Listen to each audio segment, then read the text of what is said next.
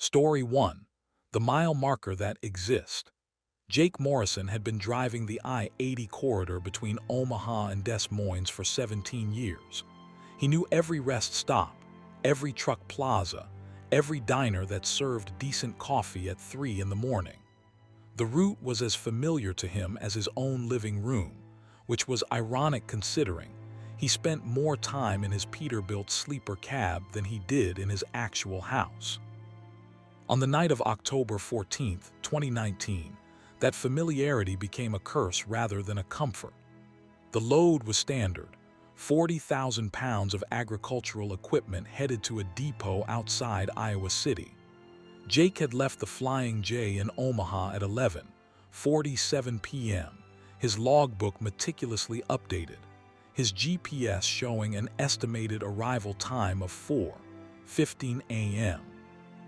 The weather was clear, the roads were empty, and he just cracked open his second energy drink when he passed mile marker 432. Everything was normal until mile marker 433. Except there was no mile marker 433. Instead, there was mile marker 434. Jake blinked, assuming he'd simply missed 433 in a moment of highway hypnosis, that zone-out state that sometimes claimed even the most experienced drivers.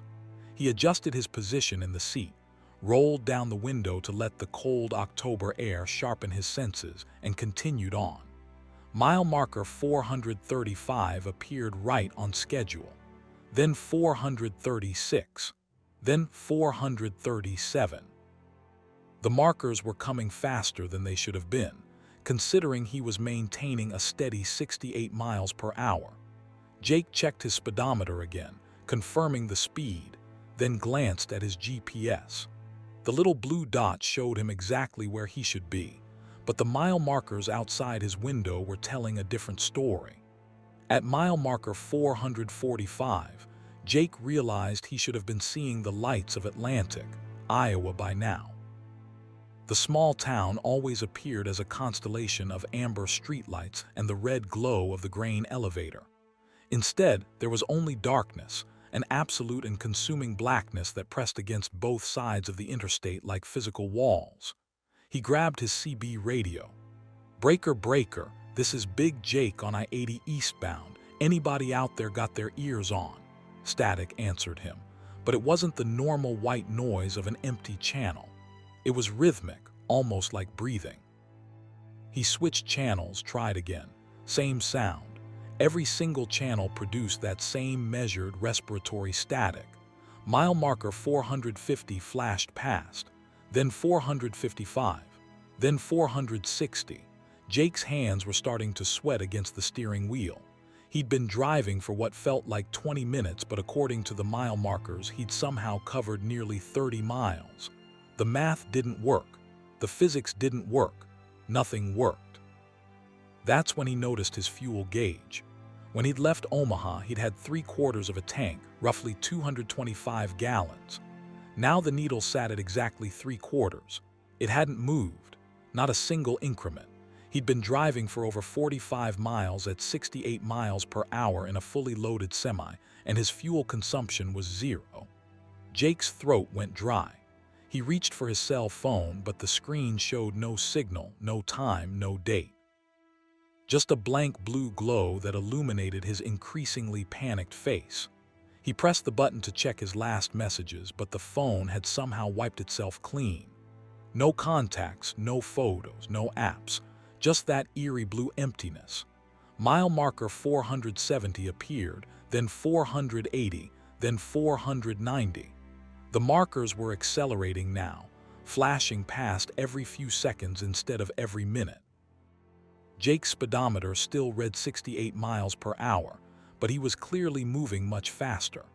The white dashed lines of the highway began to blur together into a solid streak, like he was entering some kind of warp tunnel in a science fiction movie. He tried to slow down, easing off the accelerator, but nothing happened. The truck maintained its impossible speed. He pressed the brake pedal, gently at first, then harder. The pedal went to the floor with no resistance, no bite, no response. The engine sound remained constant, a steady diesel rumble that should have been comforting but now sounded like a death rattle. The darkness outside his windows began to change. It wasn't empty anymore. Shapes moved within it, massive and undefined, keeping pace with his truck. They had no clear form, just suggestions of geometry, angles that his brain couldn't quite process. Looking at them made his eyes water and his head throb with a dull, building pressure. Mile marker 500. Then 550. Then 600. Jake was sobbing now, his breath coming in ragged gasps, his knuckles white against a steering wheel that no longer seemed to be steering anything. The truck was driving itself, or being driven by something else, pulled along this impossible stretch of highway toward a destination he couldn't imagine and didn't want to discover. The mile markers became a blur of numbers, incrementing so fast he couldn't read them anymore. Just white rectangles of reflected light that strobed past his window like a countdown to oblivion. The shapes in the darkness grew closer, pressing against the truck, and Jake could swear he felt the trailer sway slightly, as if something massive was brushing against it. Then, at what might have been mile marker 1,000 or 10,000 or infinity, the numbers stopped. The final marker was blank, just a white rectangle with no number at all. Jake's truck rolled past it and everything went silent. The engine cut out, the lights died, the heater stopped blowing. Even the sound of the tires on the pavement ceased, as if the truck was floating in absolute void. Jake sat in the darkness, too terrified to move, listening to his own heartbeat thunder in his ears. Minutes passed, or hours, or days. Time had lost all meaning. Then, slowly, sound returned. The diesel engine rumbled back to life. The lights flickered on. The heater resumed its warm breath against his frozen hands. Mile marker 432 appeared in his headlights. He was back where he'd started, the exact same stretch of I-80 where this nightmare had begun. His GPS showed 12:03 a.m., just 16 minutes after he'd left the Flying J in Omaha. His fuel gauge read 3/4 full.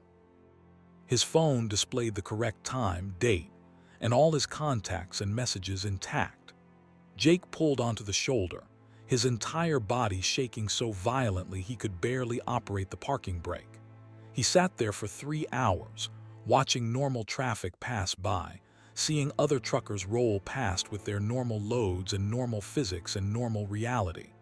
When dawn broke, painting the Iowa sky in shades of orange and pink, he finally worked up the courage to continue. He made his delivery 6 hours late, claiming mechanical trouble. Nobody questioned it. Nobody ever did in the trucking industry. Things broke down. Delays happened. Life went on. But Jake Morrison never drove at night again. He rearranged his entire life around daylight hours, taking pay cuts, losing contracts, earning a reputation as difficult and unreliable. He didn't care. Because he knew what waited out there on the interstate after dark, in the spaces between the mile markers, in the gaps where mathematics broke down and reality became negotiable. He sold his truck in 2021 and took a job dispatching from an office in Lincoln. Sometimes, late at night when he's alone in the dispatch center, he monitors the GPS tracking of his company's trucks. Most of them move normally, predictable dots crawling across digital maps at legal speeds. But occasionally, maybe once a month, he sees one of those dots suddenly jump forward, leap across impossible distances, then snap back to where it should have been. When that happens, Jake always checks the driver's delivery times. They're always on schedule, never late, never early. The drivers never report anything unusual. Their fuel consumption matches their mileage. Their logbooks show normal progression. But Jake knows better. He knows that somewhere between mile marker 432 and 433 on I-80, there's a place where the interstate becomes something else entirely.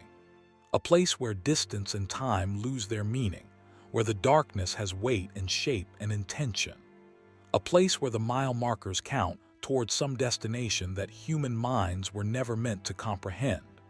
He keeps a photograph on his desk, a picture of his old Peterbilt taken the morning after that night. In the photo, barely visible in the chrome of the truck's mirror, there's a reflection that shouldn't be there. A white rectangular shape, like a mile marker, but with a symbol instead of a number. A symbol that looks almost like an infinity sign, but wrong somehow, twisted in ways that make his eyes hurt when he looks at it too long. Jake never shows anyone that photograph. He just keeps it as a reminder that the roads we travel every day are thinner than we think, and that sometimes, if you drive far enough into the night, you might find yourself on a highway that leads somewhere else entirely. Somewhere the mile markers don't measure distance, but rather the thinning barrier between our world and whatever waits in the spaces between. Story 2. The rest stop that remembers. Marcus Webb pulled his Freightliner into the rest area on Highway 287 in Wyoming at 2:34 a.m. on a freezing January night in 2020. He'd driven this route dozens of times over his 12-year career, but he'd never stopped at this particular rest area before.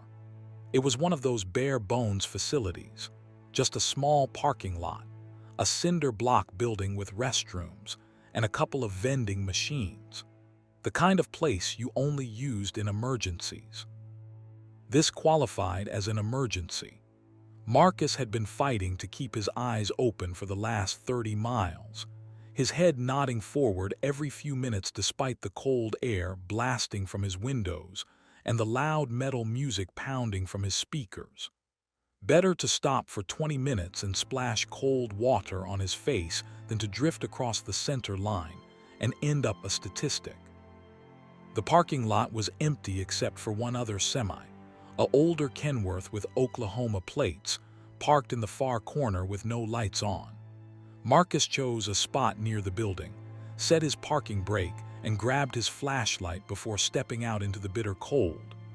The wind cut through his jacket immediately, carrying with it the smell of diesel and something else, something organic and unpleasant that he couldn't quite identify. The restroom door opened with a metallic screech that echoed across the empty parking lot. Inside, fluorescent lights buzzed and flickered, casting everything in a sickly greenish glow. The place was cleaner than Marcus expected, almost unnaturally so. No graffiti on the walls, no trash on the floor, no lingering smell of urine and disinfectant. Just white tile, white walls, and that buzzing, flickering light. He approached one of the sinks and turned on the faucet. The water ran brown for a few seconds before clearing, and when he splashed it on his face, it was so cold it made his teeth ache. He looked up at the mirror, water dripping from his beard, and froze. Written on the mirror in what looked like condensation or maybe finger drawn through steam were 4 words: Marcus Webb, turn around. His own name staring back at him in drippy, uneven letters. Marcus spun around, heart hammering, expecting to see someone standing behind him. The restroom was empty. He was completely alone. He turned back to the mirror, but the words were already fading, the letters dissolving like they'd never been there. Maybe they hadn't been. Maybe exhaustion was playing tricks on his mind, creating patterns in random moisture on an old mirror. He dried his face with a paper towel, taking slow, deliberate breaths to calm his racing pulse. Fatigue hallucinations were a real thing. He'd heard stories from other drivers, seen documentaries about long-haul truckers experiencing all kinds of strange phenomena after too many hours on the road.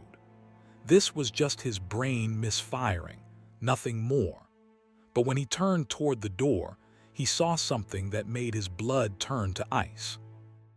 On the wall next to the exit there was a bulletin board, the kind found in rest stops all across America, usually covered with local business cards, missing person flyers, and warnings about human trafficking. This board had only one thing pinned to it: a photograph. A photograph of Marcus himself, sitting in his truck, taken from an angle outside the driver's side window. The photo was recent, probably from that very night. He recognized the flannel shirt he was wearing, the baseball cap with his company's logo, even the energy drink he'd been sipping from in the cup holder. Someone had photographed him while he was driving from impossibly close range without him noticing. Marcus ripped the photo off the board with shaking hands. On the back, written in the same drippy handwriting as the mirror message, was a date and time. January 18th, 2020, 2:34 a.m. The exact date and time he'd pulled into this rest area. He shoved the photo into his jacket pocket and burst out of the restroom, not caring about the cold anymore, just needing to get back to his truck, back to something familiar and safe. But when he stepped outside, he stopped dead. The Kenworth that had been parked in the far corner was gone. In its place sat a different truck, a newer Peterbilt with Colorado plates. And parked next to his own Freightliner was a Volvo semi that definitely hadn't been there 5 minutes ago. Both trucks had their engines off, their cabs dark and silent. Marcus walked quickly toward his truck, keys already in hand, trying not to run but desperately wanting to. He was halfway across the parking lot when he heard it, the sound of his own voice coming from somewhere behind him. "Hello, is someone there? Who took that picture?" He whirled around. Nobody. Just empty parking spaces and the dark bulk of the restroom building. But the voice came again, his voice speaking words he'd just been thinking. "This isn't funny. I'm calling the cops." The voice was coming from the restroom. Marcus backed toward his truck, unable to look away from that cinder block building, watching as the door slowly swung open. Nobody emerged, but the lights inside began to flicker faster and he could hear more voices now, overlapping, all of them his own voice speaking different words. "I just need to rest for a few minutes. What the hell is going on? Please, somebody help me. I don't understand." The voices multiplied, dozens of Marcus Webbs all speaking at once, some calm, some terrified, some pleading, some angry. It was like listening to a recording of every thought he'd had since pulling into this rest area, all played back simultaneously in a horrible, discordant chorus. Marcus ran. He didn't care about looking scared or foolish anymore. He sprinted to his truck, fumbled with the keys, dropped them, snatched them up again, and finally managed to get the door open. He threw himself into the driver's seat and jammed the key into the ignition. The engine turned over once, twice, then died. He tried again. Nothing.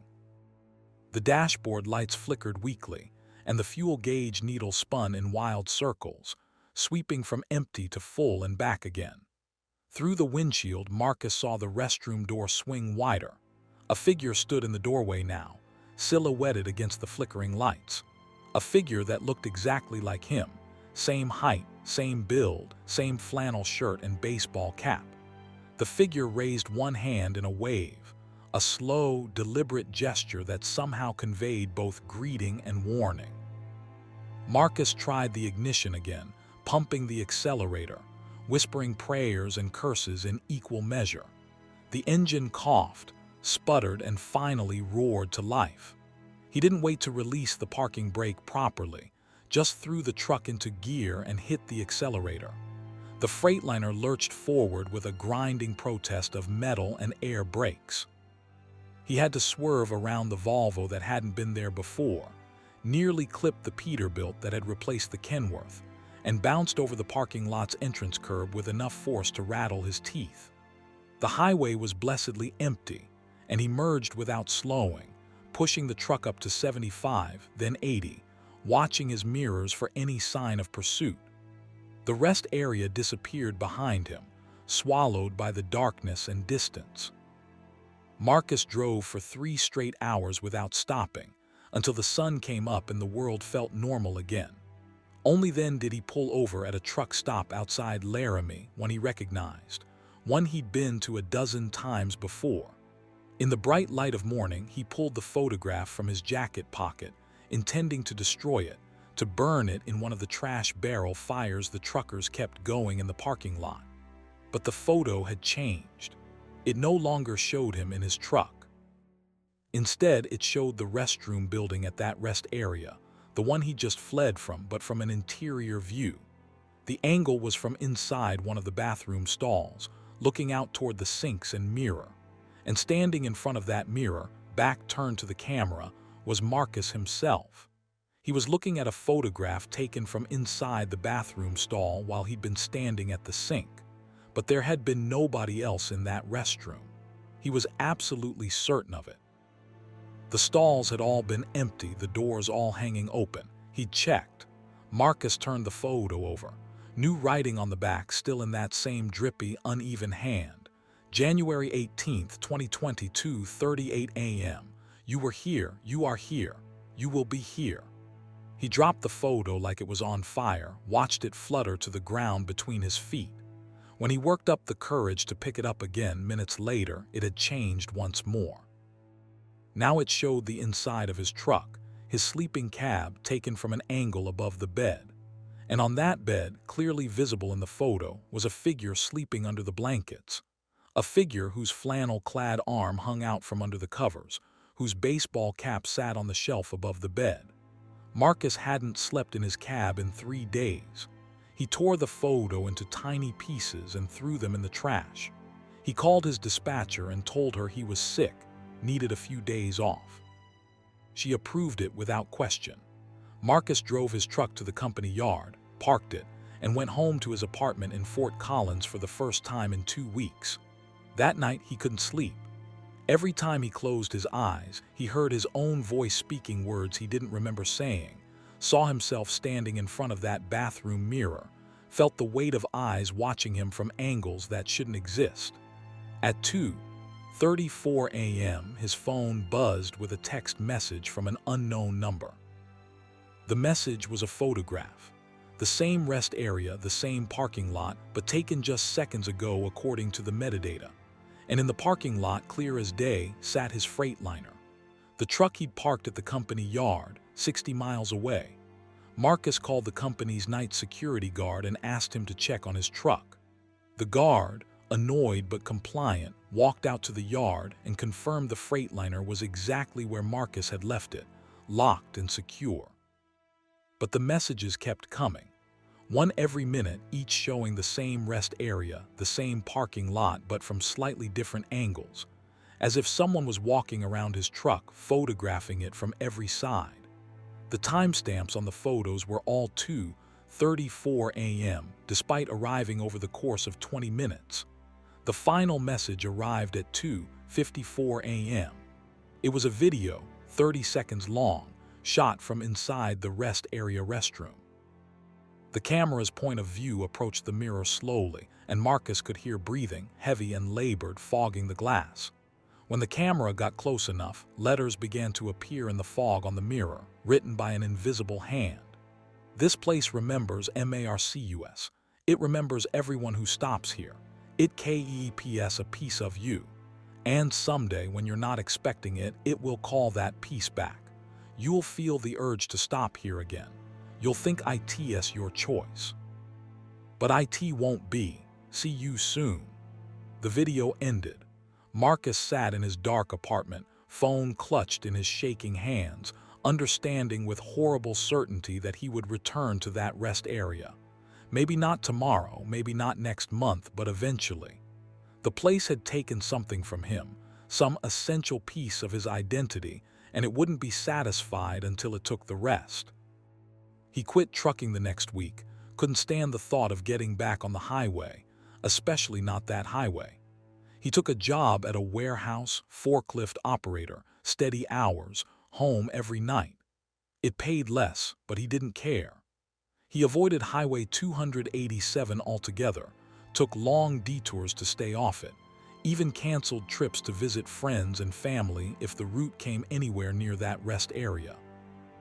But 6 months later, Marcus woke up one morning with an overwhelming urge to take a drive. Just to clear his head, he told himself. Just to remember what it felt like to be on the open road. He got in his personal vehicle, a small sedan, and started driving with no particular destination in mind.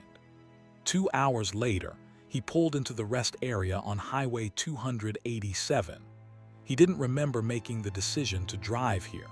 Didn't remember choosing this route. It was like the last 2 hours had simply vanished from his memory, and he'd woken up to find himself parked in that same parking lot, in the same spot where his Freightliner had sat 6 months ago. The time was 2:34 a.m. exactly. Marcus sat in his car, engine still running, staring at the restroom building. The door was open and the lights inside were flickering. He could see his own silhouette in the doorway, waiting for himself to come inside. He knew that if he walked into that building now, he would see himself at the sink, would watch himself discover the photograph, would observe the whole scene playing out exactly as it had before. An endless loop of Marcus Webbs encountering Marcus Webbs in a rest area that existed outside of normal time. Instead, he put the car in reverse and left. But he knows he'll be back. The rest area has called him once and it will call him again, because that's what it does. It remembers everyone who stops there, collects their moments and experiences and fear, and keeps them forever, playing them back in an infinite loop for its own unknowable purposes. Sometimes, late at night, Marcus searches online for information about that rest area. He finds nothing unusual. No reports of strange occurrences, no urban legends, no warnings from other travelers. Either he's the only one it's happened to, or everyone else who experienced it has chosen to stay silent, bound by the same terrible knowledge that Marcus carries. The rest area is still there, still operational, still waiting for the next driver who needs an emergency stop at 2:34 a.m. on a cold January night. And somewhere in that cinder block building, in the spaces between the mirrors and the walls, in the flickering light and the echoing silence, every version of every traveler who ever stopped there continues to exist, trapped in their own moments, their own fear, their own endless loop of discovery and horror. Marcus Webb is one of them now.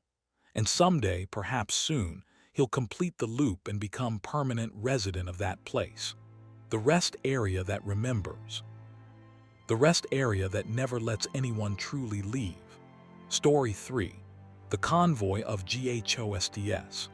Daniel Reeves had seen every kind of weather the Midwest could throw at a driver during his 23 years hauling freight. He'd driven through blizzards that turned the world white, thunderstorms that felt like driving through a car wash, ice storms that made the highway a skating rink, and fog so thick he might as well have been driving blind. But the fog he encountered on Interstate 70 through Kansas on the night of March 9, 2018, was different from anything he'd experienced before. It rolled across the highway around midnight, appearing so suddenly that Daniel barely had time to reduce his speed before visibility dropped to maybe 15 feet. One moment the road was clear, stars visible overhead. The next moment he was driving through a gray wall that seemed to have substance and weight. It pressed against his windshield like something alive, reluctant to part for his truck's passage. Daniel activated his flashers, reduced his speed to 45 miles per hour, and settled in for what he knew would be a long, tedious drive. His load of medical supplies was scheduled for delivery in Kansas City by 6 a.m., so he couldn't afford to pull over and wait out the fog. He'd just have to push through carefully and hope the visibility improved. He'd been driving in the fog for maybe 20 minutes when he saw the first set of taillights ahead of him. Red glows in the gray murk, another trucker dealing with the same conditions. Daniel maintained his distance, using the other truck as a guide, matching its speed and following its path through the nearly invisible highway. Then a second set of taillights appeared ahead of the first truck, then a third, then a fourth. Within 5 minutes, Daniel found himself at the tail end of a convoy, maybe 8 or 10 trucks all following each other through the fog. It was actually a relief. There was something comforting about being part of a group, even a group of strangers all dealing with the same challenge. Daniel grabbed his CB radio. "Breaker, breaker. This is Danny Boy at the back of this convoy on I-70 westbound. Everybody doing okay up there?" Static answered him for a moment, then a voice crackled through. "Roger that, Danny Boy. We're maintaining 45, staying tight. Welcome to the fog train." Other voices chimed in, a chorus of acknowledgments and brief greetings. Daniel counted 10 distinct voices, 10 trucks all linked by radio and circumstance, working together to navigate through the impossible fog. The CB chatter was minimal, professional, just drivers checking in with each other every few minutes, confirming they were still together, still safe. After 30 minutes, Daniel noticed something odd. The fog should have been thinning by now, or at least varying in density. Every fog bank had patterns, thick patches and thin patches, occasional clear spots. But this fog was absolutely uniform, the same impenetrable gray wall that never changed, never fluctuated. It was like driving through solid concrete. He also noticed that he hadn't seen any highway signs since the fog appeared.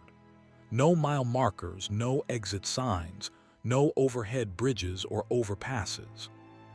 Just the endless highway, the red taillights ahead of him, and the gray fog pressing in from all sides. "Hey, Convoy," Daniel said into his CB. "Anybody else notice we haven't seen any signs for a while? Anyone know exactly where we are?" Silence on the radio for a long moment. Then one of the other drivers responded. "I was thinking the same thing, Danny boy. My GPS stopped working about 10 minutes ago, just shows a blank screen." "Mine too," another voice chimed in. "Thought it was just me." "Same here," said a third. "No GPS, no cell signal, no radio stations except this CB. Been trying to get a weather update but can't pull in any AM stations." A cold feeling settled in Daniel's stomach. He checked his own phone and found the same thing, no signal, no data, just a useless rectangle of dark glass. His GPS screen was completely blank, not even showing a map, just empty gray that matched the fog outside his windows.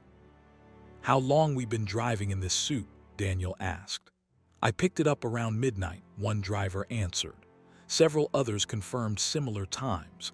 They'd all entered the fog around the same time from different points, all converging into this single convoy. Daniel checked his clock. It read 12:47 a.m. He'd been in the fog for 47 minutes, but it felt longer, much longer. He looked at his odometer, trying to calculate how far he'd traveled. The numbers were there, but they weren't incrementing. The mileage readout was frozen, stuck on the same figure it had shown when he'd first entered the fog. "Guys," Daniel said, his voice tight, "check your odometers, tell me if you see anything weird." Silence again, longer this time. Then a voice came back, shaky and uncertain. "Mine's not moving, fuel gauge neither, it's just frozen." "Christ, same here," another driver confirmed. Multiple voices overlapped, all reporting the same impossible situation. 10 trucks, all driving at 45 miles per hour, none of them using fuel or accumulating miles. The laws of physics had apparently taken a break. The convoy continued forward because there was nothing else to do. Stopping felt dangerous, like giving up, like admitting they were lost in more than just fog. As long as they kept moving, they could pretend everything was normal, just bad weather that would eventually clear. At 1:15 a.m., Daniel's headlights illuminated something in the fog ahead, a massive shape on the shoulder of the highway. As he drew closer, he realized it was a truck, a semi-trailer pulled over with its flashers on. The truck looked old, a vintage Peterbilt from the 1980s, its paint faded and its chrome dull with age. "Anyone else seeing this truck on the shoulder?" Daniel asked. "Yeah, I see it," someone confirmed. "Should we stop? Check if the driver needs help?" "Negative," a new voice cut in, deeper and more authoritative than the others. "Don't stop. Don't look at it too close, just keep moving." "Who is this?" Daniel asked. "You got a handle, name's Carter. I've been driving these roads for 40 years and I've been in this fog before. 3 years ago, same highway, same conditions. Listen to me very carefully, all of you. We're not in Kansas anymore, not exactly. This is something else, somewhere else. And the most important thing is that we stay together and keep moving forward." "What the hell are you talking about?" Daniel's voice rose with a mixture of fear and anger. "What do you mean somewhere else?" "I mean this fog isn't natural," Carter replied. "It's a pocket, a bubble, a place between places. I don't understand it, don't pretend to. but I know the rules. Stay in convoy, don't stop, don't look too close at anything you see in the fog, and eventually we'll find our way out. Break those rules and you'll end up like that truck on the shoulder, stuck here forever. Daniel wanted to argue, wanted to call Carter crazy, but he couldn't, because deep down he knew Carter was right. Everything about this situation felt wrong, felt like they'd slipped sideways out of reality into some gray liminal space that operated by different rules. So what do we do? A younger-sounding driver asked, voice trembling. Exactly what we've been doing, Carter answered. Follow the lights, maintain speed, stay on the radio, and for God's sake, don't break the chain. This convoy is the only thing keeping us anchored to the real world. They drove on. More shapes appeared in the fog now, visible for brief moments before disappearing behind them. More trucks on the shoulder, some old, some new, all sitting silent and dark. A car overturned in the median, its wheels still spinning slowly. A rest area that glowed with a sickly yellow light, empty picnic tables arranged in perfect geometric patterns. A figure standing on the shoulder, thumb out like a hitchhiker, but when Daniel's headlights hit it, he saw it had no face, just smooth skin where features should have been. He didn't mention that one on the radio. Some things were better left unshared. At 2:00 a.m., according to clocks that no longer seemed trustworthy, the fog began to change. It took on colors, swirls of deep purple and sickly green, patterns that hurt to look at directly. The highway beneath their wheels felt less solid, as if the asphalt was becoming soft, almost liquid. Daniel's truck swayed slightly, the steering loose and imprecise. Stay focused, Carter's voice came through the CB, calm and steady. This is the deep part. This is where it tries to separate us. Watch the lights ahead of you. Nothing else matters, just the lights. Daniel locked his eyes on the taillights ahead of him, refusing to look at the writhing colors in the fog, refusing to acknowledge the shapes that pressed against his windows, dark masses that seemed almost like faces, like hands, like reaching fingers trying to find purchase on the truck's exterior. "Danny boy, you still with us?" Carter asked. "Still here," Daniel managed to say. "Sound off, everyone. Count backwards from 10. One by one, the drivers called out numbers, confirming they were all still there, all still together. When they finished, Carter had them do it again. And again. The repetition was soothing, grounding, a lifeline of human voices in an inhuman place. Time lost all meaning. The clock still showed numbers, but those numbers had no relationship to actual duration. Daniel felt like he'd been driving for hours, days, weeks. His hands ached from gripping the steering wheel, his eyes burned from staring at those red taillights, his bladder screamed for relief. But he didn't stop, didn't even consider it. Then so gradually he almost didn't notice at first, the fog began to thin. The colors faded, the shapes retreated, and the highway beneath his tires felt solid again. Stars appeared overhead, just a few at first, then dozens, then hundreds. The fog pulled back like a curtain being drawn, and suddenly Daniel could see clearly again. The convoy was still intact, 10 trucks in a neat line, still maintaining exactly 45 miles per hour. Ahead of them, maybe a mile distant, Daniel saw the lights of a town, real lights, warm and welcoming and beautifully normal. "Attention convoy," Carter's voice came through, and Daniel could hear the relief in it. "We're through. Well done, everyone. Exit 206 is coming up. There's a truck stop there. I recommend we all pull off, get some coffee, maybe talk about what just happened." Unanimous agreement.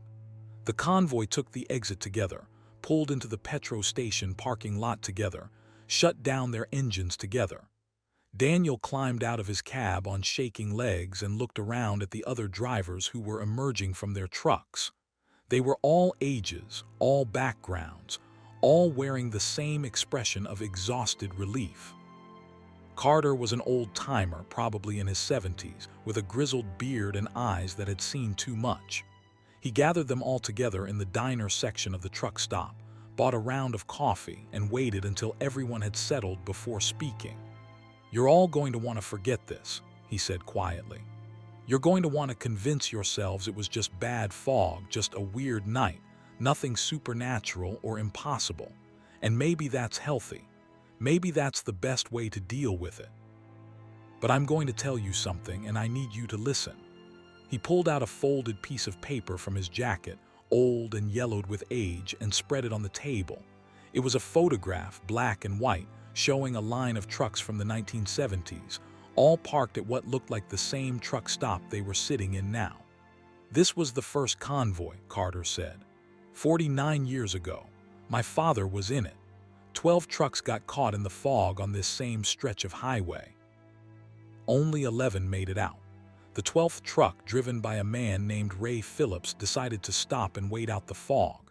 They found his truck 3 days later, parked on the shoulder exactly where he'd stopped. But Ray was never found. Just an empty cab, keys still in the ignition, logbook open to the date he disappeared. Carter looked around the table, meeting each driver's eyes in turn. This happens. I don't know why, don't know what causes it, don't know what that place is we drove through. But every few years, that fog rolls in and catches another convoy. Most make it through, some don't. The ones who don't, they end up part of that place, stuck there forever, parked on the shoulder, waiting for something that never comes. Have you tried warning people? Daniel asked. Reporting it. To who? Carter laughed bitterly. The highway patrol, the weather service. Nobody would believe it. Hell, I barely believe it, and I've been through it twice now. You can try to avoid this stretch of highway, but sometimes it doesn't matter.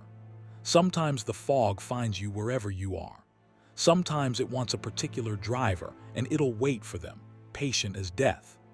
They sat in silence for a long time, drinking coffee that had never tasted better, grateful for the solid floor beneath their feet and the normal world outside the windows.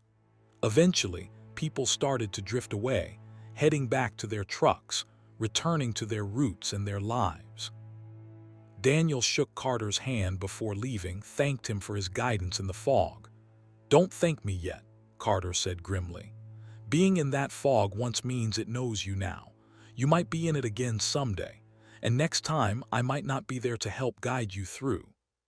Daniel drove the rest of his route on autopilot, made his delivery on time despite the lost hours in the fog. When he checked his logbook and his GPS history, he found a gap, a period of time that simply didn't exist according to any of his devices. He'd entered the fog at midnight and emerged at 2:37 a.m., but according to his mileage, he'd only driven 15 miles. At 45 miles per hour, 15 miles should have taken 20 minutes, not 2.5 hours. He tried to put it out of his mind, tried to focus on normal life and normal runs. But every time he drove I-70 through Kansas, every time he saw fog starting to form on a lonely stretch of highway, his heart rate would spike and his hands would start to sweat. He'd grab his CB radio, scanning channels, listening for other drivers, hoping that if the fog came again, he wouldn't have to face it alone. 3 years later, Daniel received a package in the mail with no return address. Inside was a photograph, in color this time, showing a line of trucks at the same truck stop where Carter's convoy had gathered. Daniel recognized every truck in the image, recognized the drivers standing beside them. It was the convoy from that night, the 10 trucks that had made it through together. On the back of the photograph, in handwriting he didn't recognize, was a simple message. The 11th convoy, may there be many more, stay safe out there. Daniel pinned the photograph to the bulletin board in his truck's cab, where he can see it every time he climbs into the driver's seat. It's a reminder that the highways he travels aren't always what they seem, that sometimes the fog is more than just weather, and that the greatest safety measure any driver has is the knowledge that they're not alone. He's heard rumors over the years of other convoys, other groups of drivers who found themselves caught in impossible fog, guided through by someone who'd been there before, who knew the rules. He doesn't know if Carter is still out there, still driving, still helping lost drivers find their way home. But he hopes so. Because somewhere out there, on some lonely stretch of highway, Another convoy is forming, another group of drivers is being tested, and they're going to need someone who knows the way.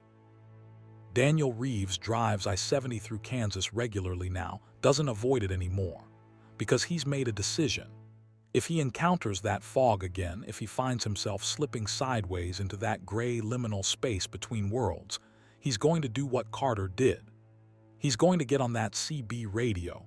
He's going to gather the other lost drivers into a convoy, and he's going to guide them through. It's become his purpose, his mission, his way of making sense of something senseless. The fog is still out there. It's always out there, waiting for the right conditions, the right night, the right drivers. And when it comes again, Daniel Reeves will be ready. Because that's what truckers do. They help each other. They watch out for each other. They form convoys and push through the darkness together, no matter what kind of darkness it might be. And sometimes, late at night when the roads are empty and the CB radio crackles with static, Daniel swears he can hear Carter's voice in the noise, calm and steady, still guiding drivers through the fog, still counting them backwards from 10, still making sure nobody gets left behind in that gray place where the highway goes nowhere and time stands still. The convoy of ghosts is real, and it's waiting for anyone who needs it. Story 4. The truck stop at the end of the world. Patricia Gomez pulled her Mac into the truck stop at 4:47 a.m. on a Tuesday morning in November 2021, somewhere in Nevada on Highway 50, the so-called loneliest road in America.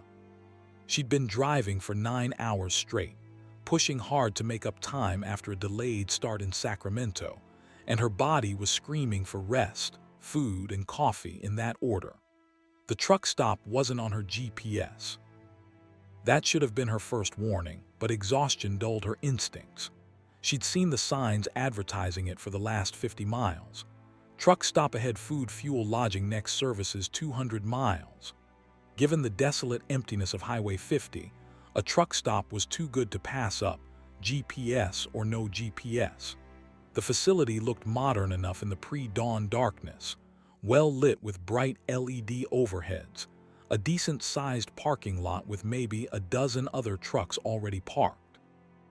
The main building was a sprawling single-story structure with big windows that glowed with welcoming yellow light. A neon sign proclaimed "Last Stop Truck Plaza" in cheerful blue and red letters.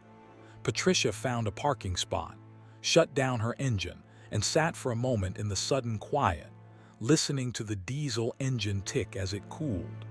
Something felt off, though she couldn't articulate exactly what. Maybe it was the way the other trucks in the lot were all backed into their spaces at exactly the same angle, perfect uniformity that seemed too precise to be coincidental.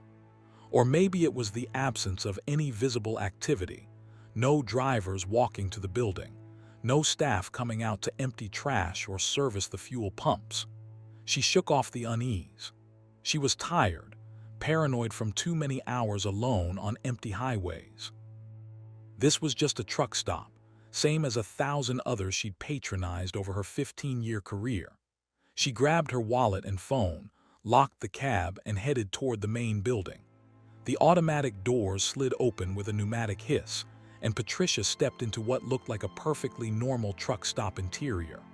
Convenience store to the left with aisles of snacks and drinks and trucker supplies.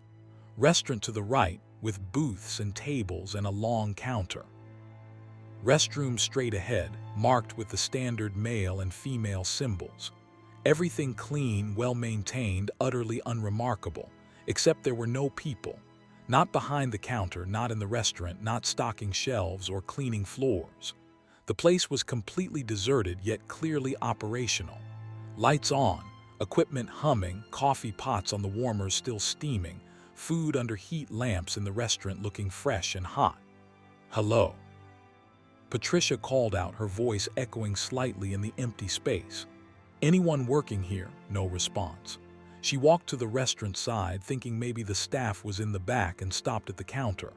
There was a handwritten sign propped up next to the cash register. "Self-service, take what you need. Pay what you think is fair. Deposit cash in box." Next to the sign was a metal box with a slot in the top, like a donation box at a church. Patricia could hear coins and bills rattling around inside it, so apparently other customers had used the honor system. Weird, but not unheard of in remote areas where staffing was difficult. She helped herself to coffee and a pre-made sandwich from the warming case, dropped a $10 bill in the box, and sat down at one of the booths to eat. The coffee was excellent, hot and strong, and exactly what she needed. The sandwich was fresh, the bread soft, the meat and cheese high quality. She was halfway through eating when she noticed the television mounted on the wall behind the counter. It was on, but not showing any recognizable program. The screen displayed what looked like traffic camera footage, aerial views of highways, but the roads were all empty. Not light traffic, not normal early morning emptiness. Completely devoid of vehicles.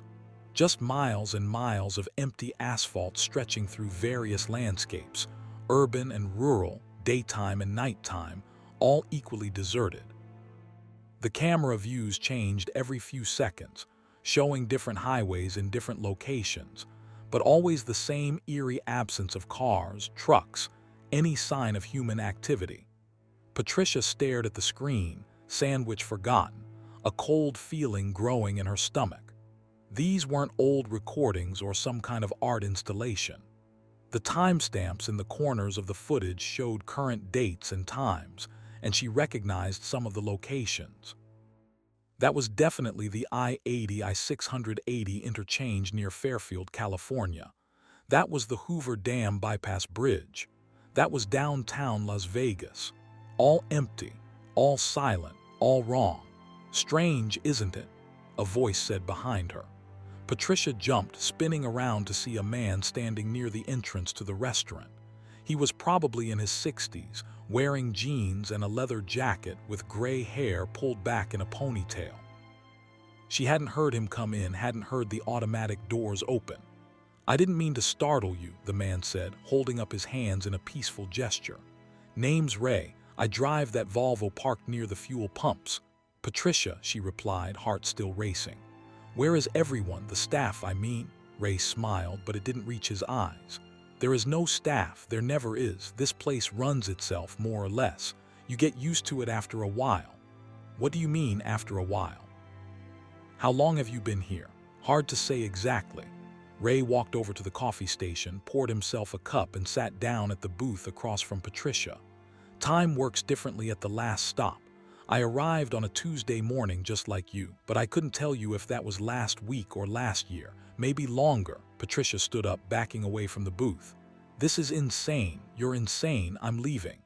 "You can try," Ray said calmly, sipping his coffee. "We all do at first. Go ahead."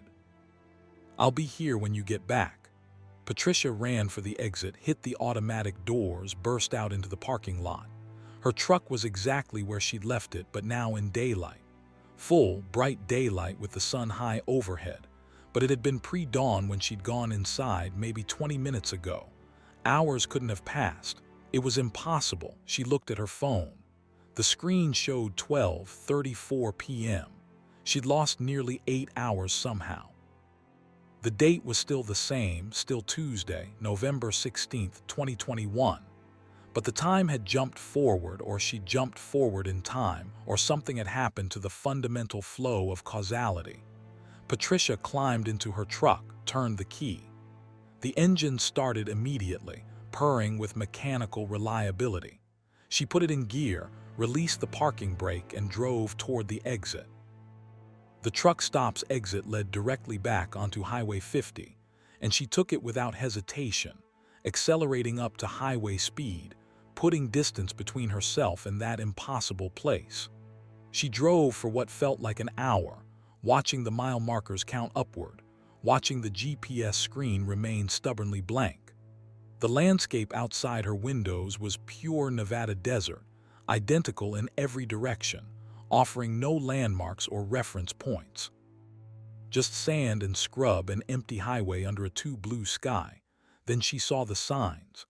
Truck stop ahead, food, fuel, lodging, next services 200 miles. No, impossible. She'd been driving away from it, maintaining 65 miles per hour in a straight line. There was no way she could have circled back. But there it was ahead of her, the same truck stop, the same parking lot, the same lineup of trucks all backed in at identical angles. Patricia's foot came off the accelerator. Her truck coasted to a stop in the middle of the highway.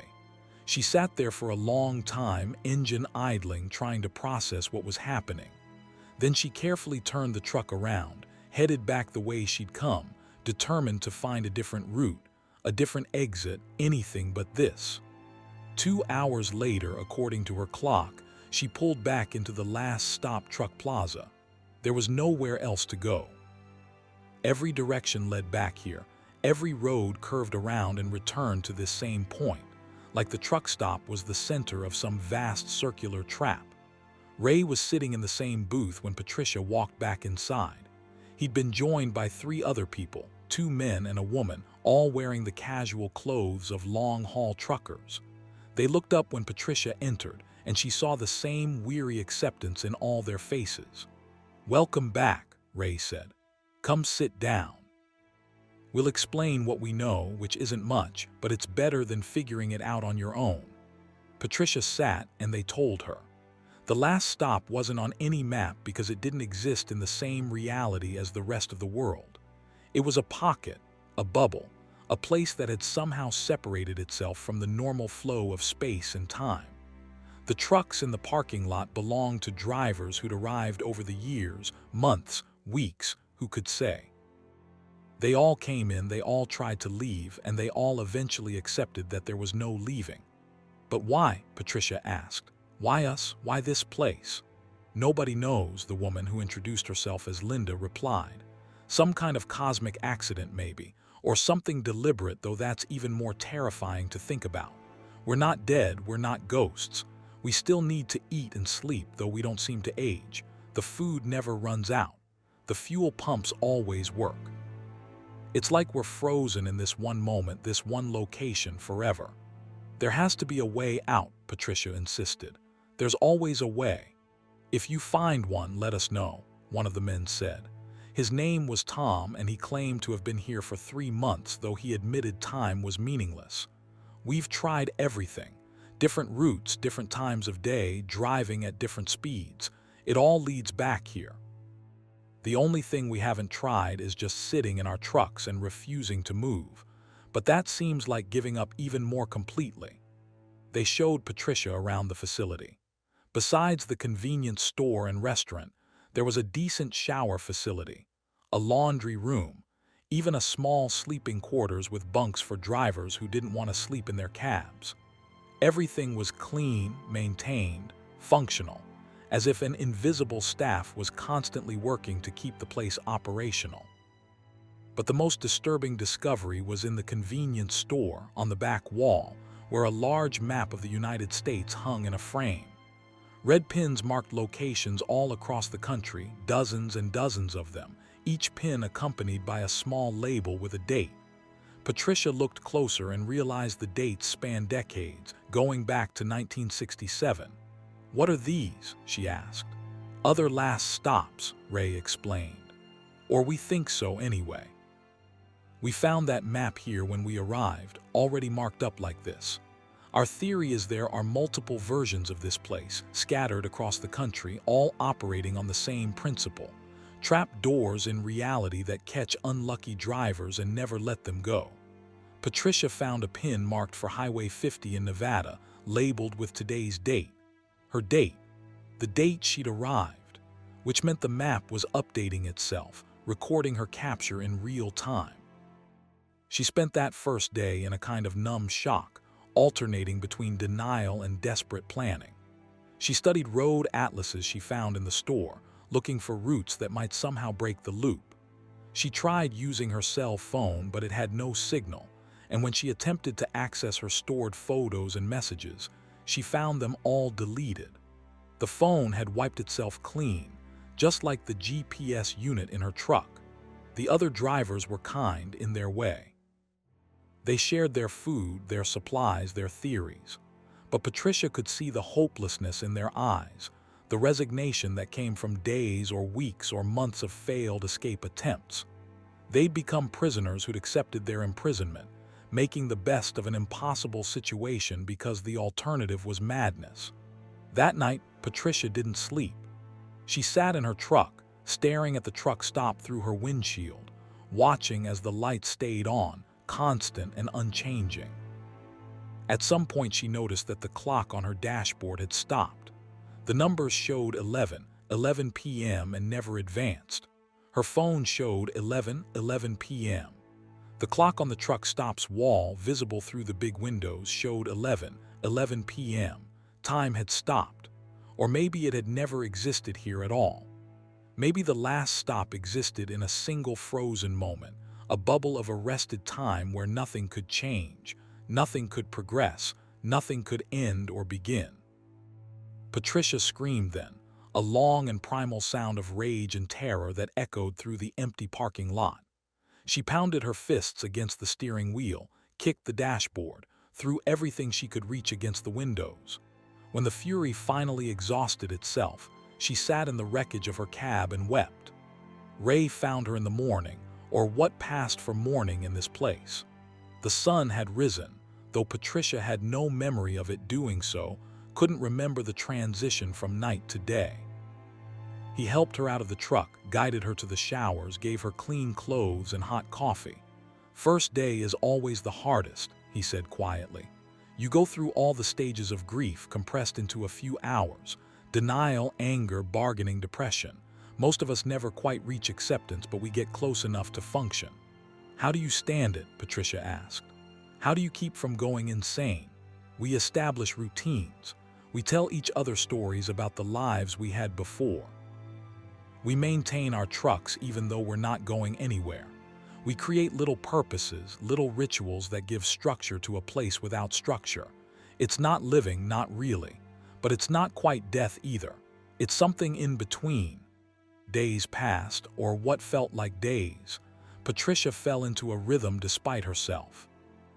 Wake up in her cab, shower in the facility, eat breakfast with the others, spend the day reading magazines from the convenience store or helping maintain the trucks or just walking circles around the parking lot. The sun rose and set on a predictable schedule, though clocks remained frozen at 11.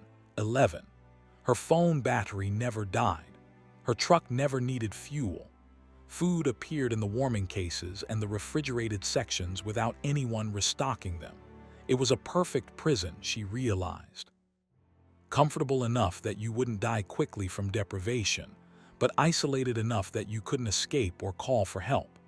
Whoever or whatever had created this place had designed it to hold people indefinitely, keeping them alive but trapped, existing but not living. 3 weeks after her arrival, or what felt like 3 weeks based on sleep cycles, Patricia noticed something. One of the trucks in the parking lot, a Peterbilt that had been there since she arrived, was missing. Parking space stood empty, the first change in the perfect uniformity of the lot. She ran into the building, found Ray and Linda and Tom. "One of the trucks is gone. Did someone escape? Did you see anyone leave?" They looked at each other with expressions Patricia couldn't quite read. Not quite sadness, not quite fear, something else. "That was Danny's truck," Ray said quietly. "He was here before any of us. Been here longest. I went to check on him this morning and he wasn't in his cab. Wasn't in the building either. His truck was still there when we last looked, maybe an hour ago, and now it's gone." "So he escaped?" Patricia felt a surge of hope. "No," Linda said. "He didn't escape, he faded. It's what happens eventually. You stay here long enough and you just fade, cease to exist. The place is done with you, I guess. Your truck disappears, all evidence you were ever here disappears, and the rest of us can barely remember you. I can tell you Danny's name, but I can't remember his face anymore. Can't remember anything specific about him except that he was here and now he's not." The hope died. This wasn't just a prison. It was a slow-motion death sentence, a gradual erasure of existence. The last stop didn't just trap you in space and time. It eventually consumed you entirely, wiped you from reality itself. Patricia returned to her truck and found something that hadn't been there before. A journal sitting on her driver's seat bound in leather with blank pages. She opened it and saw handwriting on the first page, handwriting she didn't recognize. To whoever comes after me, I've been here for 2,847 days as far as I can count. I've tried everything. I've driven in every direction. I've walked away from the truck stop until I collapsed from exhaustion. I've tried to destroy the building.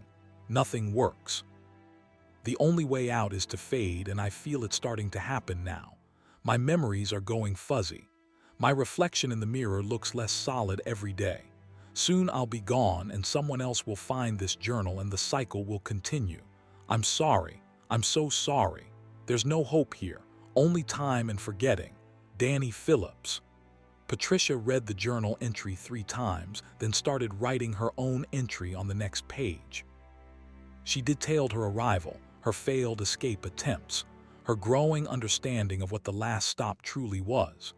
She wrote about her life before, her family, her route, everything she could remember, determined that some part of her would remain even after she faded. She writes in the journal every day now, or what passes for days. The other drivers continue their routines. New drivers occasionally arrive, go through the same cycle of shock and denial and acceptance that Patricia went through. The TV continues showing empty highways, roads that once connected to the real world but now lead nowhere. And Patricia waits for the fading to begin, for the moment when her memories start to blur and her reflection starts to dim. She knows it's coming, knows that eventually the last stop will be done with her, will make room for the next captured driver. But until then, she drives her truck in circles around the parking lot, maintains her engine, writes in her journal, and tries to hold onto the person she used to be. Because that's all there is at the end of the world. The desperate attempt to remember that you once existed, that you once had a life beyond this truck stop, beyond this prison, beyond this frozen moment of perpetual 11. 11 where time stopped and hope died and drivers slowly fade into nothing. The last stop truck plaza is still out there, on Highway 50 in Nevada, or Highway 20 in Oregon, or Route 66 in New Mexico, or any of the dozens of locations marked with red pins on that map. It's waiting for the next tired driver, the next person who needs food and fuel and rest, and doesn't notice the warning signs until it's too late. Patricia Gomez hopes no one else finds it, but she knows they will. Because the last stop is always hungry, always waiting, always ready to catch another traveler and hold them in its timeless embrace until they fade into forgotten obscurity. And when Patricia finally fades, when her truck disappears from that parking lot, her journal will remain for whoever comes next. A warning, a testament, a small rebellion against the erasure. The last stop remembers everyone, even as it makes everyone forget. And that's the cruelest part of all. Story 5. The cargo THAT screamed. Vincent Chen had hauled every kind of freight imaginable during his 19 years as an independent owner-operator. Furniture, electronics, food products, hazardous materials, livestock, you name it. He transported wedding dresses and coffins, helium tanks and scrap metal, frozen fish and live bees. Nothing fazed him anymore, or so he thought until he accepted the contract for a midnight pickup at a warehouse outside Spokane, Washington on February 22, 2019. The load was listed as medical equipment on the manifest, 42 pallets with a total weight of 38,000 pounds, destination a research facility in Bozeman, Montana. The pay was exceptional, nearly double the normal rate for the distance, which should have raised questions. But Vincent was behind on his truck payment and his daughter's college tuition, so when the dispatch offered him the job, he took it without hesitation. The warehouse was in an industrial area Vincent wasn't familiar with, despite having worked the Spokane region for years.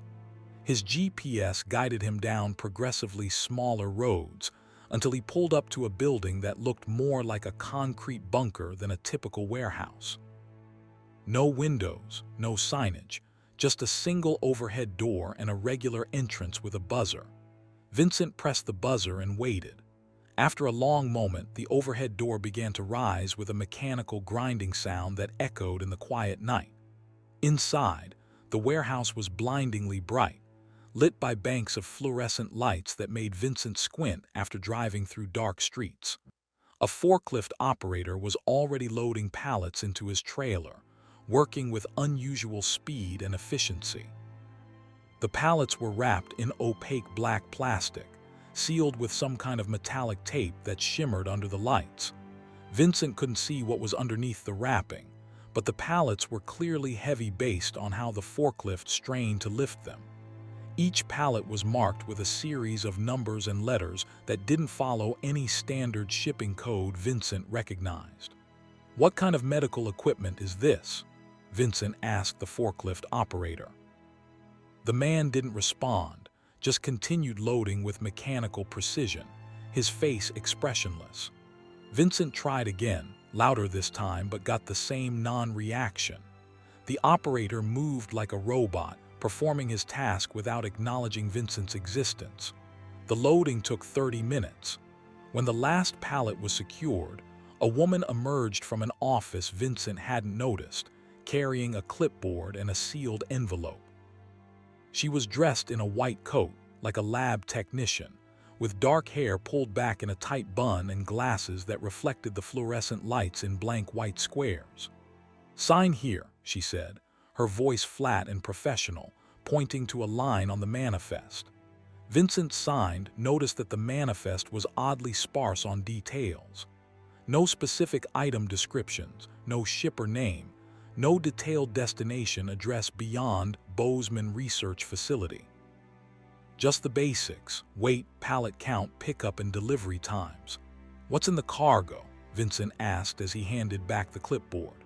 "Medical equipment," the woman replied, exactly matching the manifest description. "Yeah, but what kind?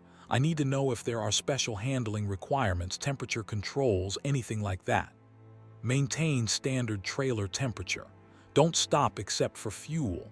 Don't open the trailer doors. Deliver directly to receiving at the destination. Any deviation from these instructions will void the contract and result in significant financial penalties." "That's not really answering my question," Vincent said, feeling the first stirrings of unease. The woman held out the sealed envelope. "Your payment advance as agreed. Half now, half on delivery. The instructions are clear. Follow them." Vincent took the envelope, felt the thickness of cash inside, enough to make his truck payment and then some. He swallowed his questions, climbed back into his cab and pulled away from the warehouse. In his mirrors, he saw the overhead door closing immediately, sealing the building back into its windowless anonymity. The route to Bozeman was straightforward, about 6 hours of mostly interstate driving through the night. Vincent settled into his seat, set his cruise control, and tried to ignore the nagging feeling that he'd just made a serious mistake. The money was good, he reminded himself. Sometimes you didn't ask questions when the money was good. He'd been driving for maybe 45 minutes when he heard the first sound. It was soft, barely audible over the road noise and engine rumble, a kind of rhythmic tapping like fingers drumming against metal. Vincent turned down his music, listening. The tapping continued, coming from behind him from the trailer. Probably just the load settling, pallets shifting slightly as the trailer swayed through curves. Nothing unusual. Except the tapping had a pattern to it. 3 rapid taps, pause, 2 taps, pause, 3 taps again. Like a code, like someone trying to communicate. Vincent told himself he was being ridiculous. Medical equipment didn't tap. The load was just shifting and his brain was finding patterns in random noise, the way people saw faces in clouds or heard voices in static. The tapping grew louder. Now it was clearly coming from multiple points in the trailer, different rhythms overlapping, creating a discordant percussion that made Vincent's skin crawl. He checked his mirrors, made sure the trailer doors were still sealed. They were. The cargo was secured. Everything was fine. Then the tapping turned into scratching. Long, dragging sounds like fingernails on metal. not from one source but from dozens, all along the interior walls of the trailer. Vincent's hands tightened on the steering wheel. This wasn't the load settling. This was something else. He grabbed his CB radio, considered calling the dispatcher, asking what the hell he was actually hauling. But the woman's warning echoed in his mind. Any deviation from these instructions will void the contract. Calling in to question the cargo probably counted as a deviation, and Vincent needed that money. The scratching intensified, accompanied now by other sounds. Thuds, as if something was throwing itself against the trailer walls. Impacts hard enough that Vincent felt them transmitted through the truck's frame, making the whole vehicle shudder slightly. Whatever was in those pallets was active, was moving, was trying to get out. Vincent's mind raced through possibilities. Animals. But the manifest said medical equipment, illegal cargo, weapons, drugs. But none of those things would make these kinds of sounds. The noises behind him were biological, organic, the sounds of living things in distress or anger or both. At the 70-mile mark, the screaming started. It wasn't human. At least Vincent desperately hoped it wasn't human. The sound was too high-pitched, too sustained, too wrong. It started as a single voice, then multiplied into a chorus, dozens of throats producing that same agonized wail. The trailer walls vibrated with the sound. Vincent could feel it in his chest, in his bones, in his teeth. He pulled onto the shoulder, hands shaking so badly he could barely operate the turn signal. This was beyond anything he could rationalize away. Something was seriously wrong with this cargo, and he needed to know what. Contract be damned, he was opening those trailer doors. Vincent grabbed his flashlight and climbed out of the cab. The night was cold and clear, stars brilliant overhead, the highway empty in both directions. He walked along the side of his trailer, hearing the sounds more clearly now without the cab's insulation. Screaming, scratching, thuds, and underneath it all, a kind of wet gurgling sound that made his stomach turn. He reached for the trailer door handle, then stopped. The metal of the door was warm to the touch, almost hot. That was impossible. It was 28 degrees outside, and he hadn't been running heaters in the trailer. But the entire rear door assembly radiated heat like a furnace. Vincent stepped back, sweeping his flashlight across the trailer's exterior. What he saw made no sense. The aluminum skin of the trailer was moving, rippling like liquid metal, forming shapes that pressed outward from the inside. Bulges that looked disturbingly like hands, like faces, like bodies trying to push through solid metal. The screaming grew louder, more desperate. Vincent backed away from the trailer, tripped over his own feet, fell hard on the asphalt. From that low angle, he saw something even more disturbing. Dark liquid was seeping out from under the trailer doors, running down the bumper, dripping onto the pavement. It was thick and viscous, dark red-black in his flashlight beam, and it was moving on its own, flowing uphill, spreading in patterns that suggested intention rather than physics. Vincent scrambled to his feet and ran back to the cab. He grabbed his phone, decided contract or no contract. He was calling 911. But his phone had no signal, despite being in an area where he'd always had perfect coverage before. The screen flickered with strange interference patterns, and when he tried to unlock it, the phone simply died, battery dropping from 87% to 0 in an instant.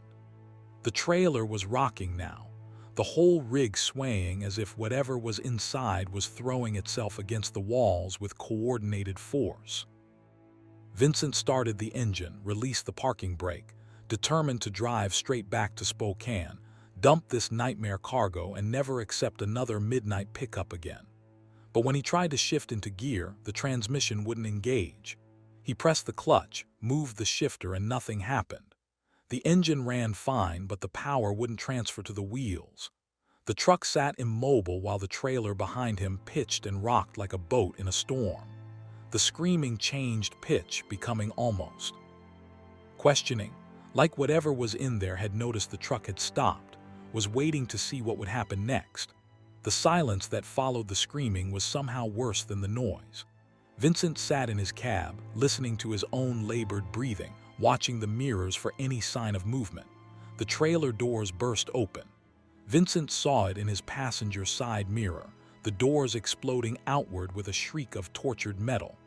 Black plastic wrapping tore apart, pallets toppled, and things emerged.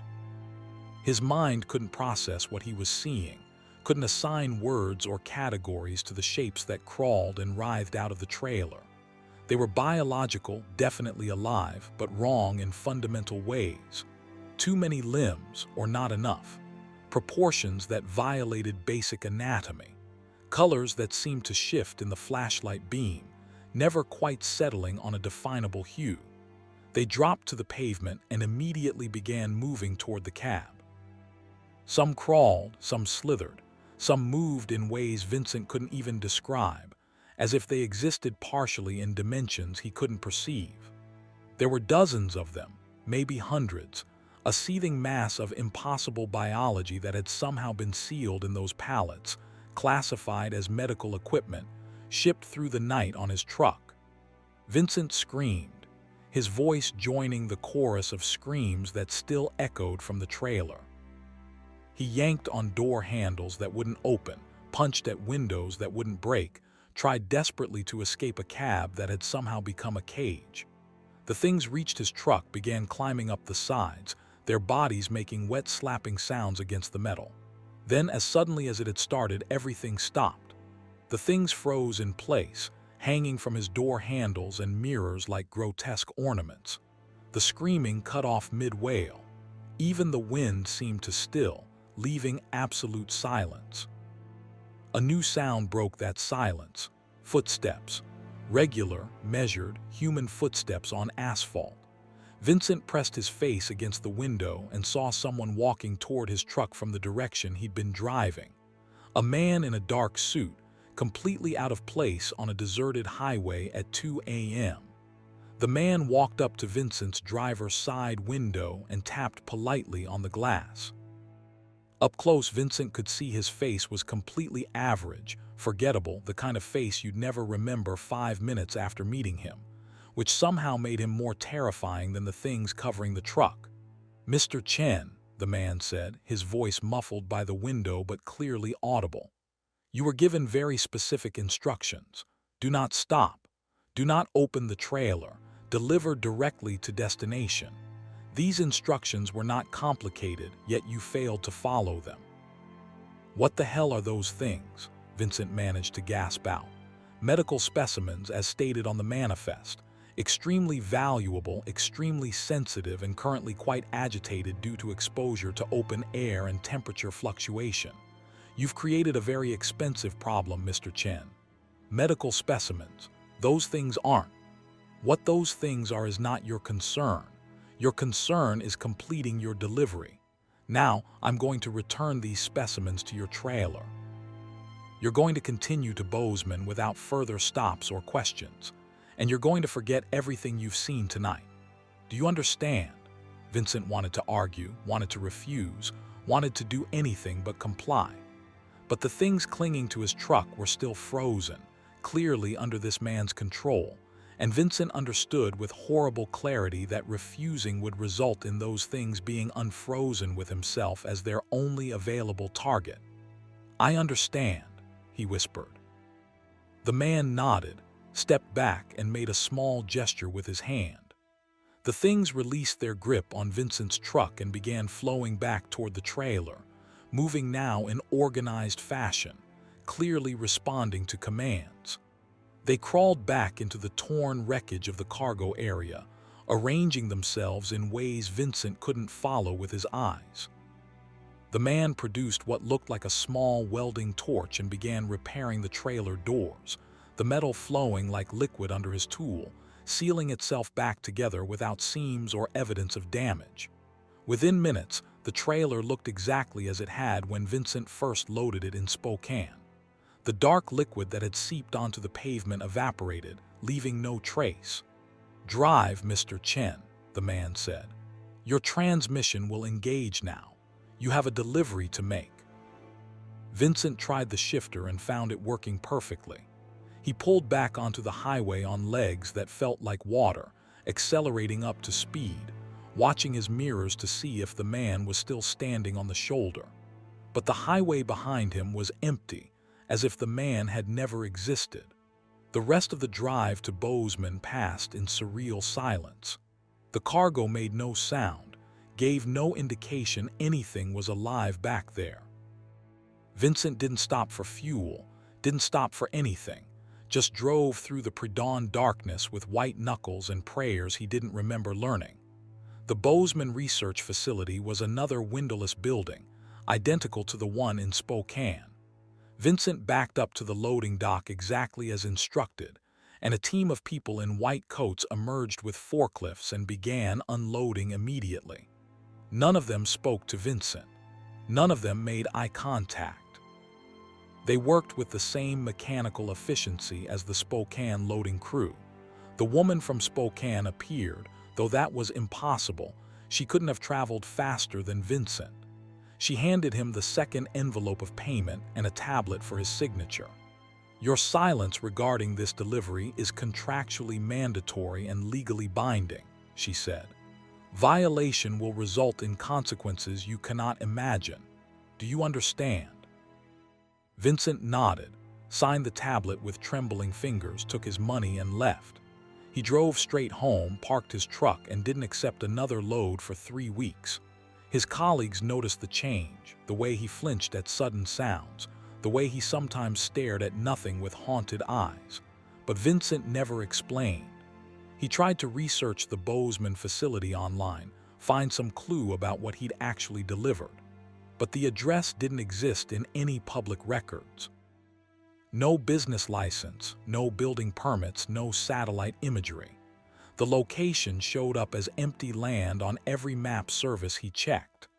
The money from that delivery was good, better than good. It paid off his truck, covered his daughter's tuition, left enough in savings for a real emergency fund. But Vincent would have traded it all to forget what he'd seen, what he'd heard, what he knew was being transported on civilian highways in trucks driven by people like him who just needed the money and didn't ask enough questions. 6 months later, Vincent received another contract offer for a midnight pickup in Spokane. Different warehouse, different manifest, but the same exceptional pay, the same vague medical equipment description. He declined immediately, didn't even call for details. The dispatcher sounded disappointed, said the client had specifically requested Vincent for the job. He declined again, more firmly.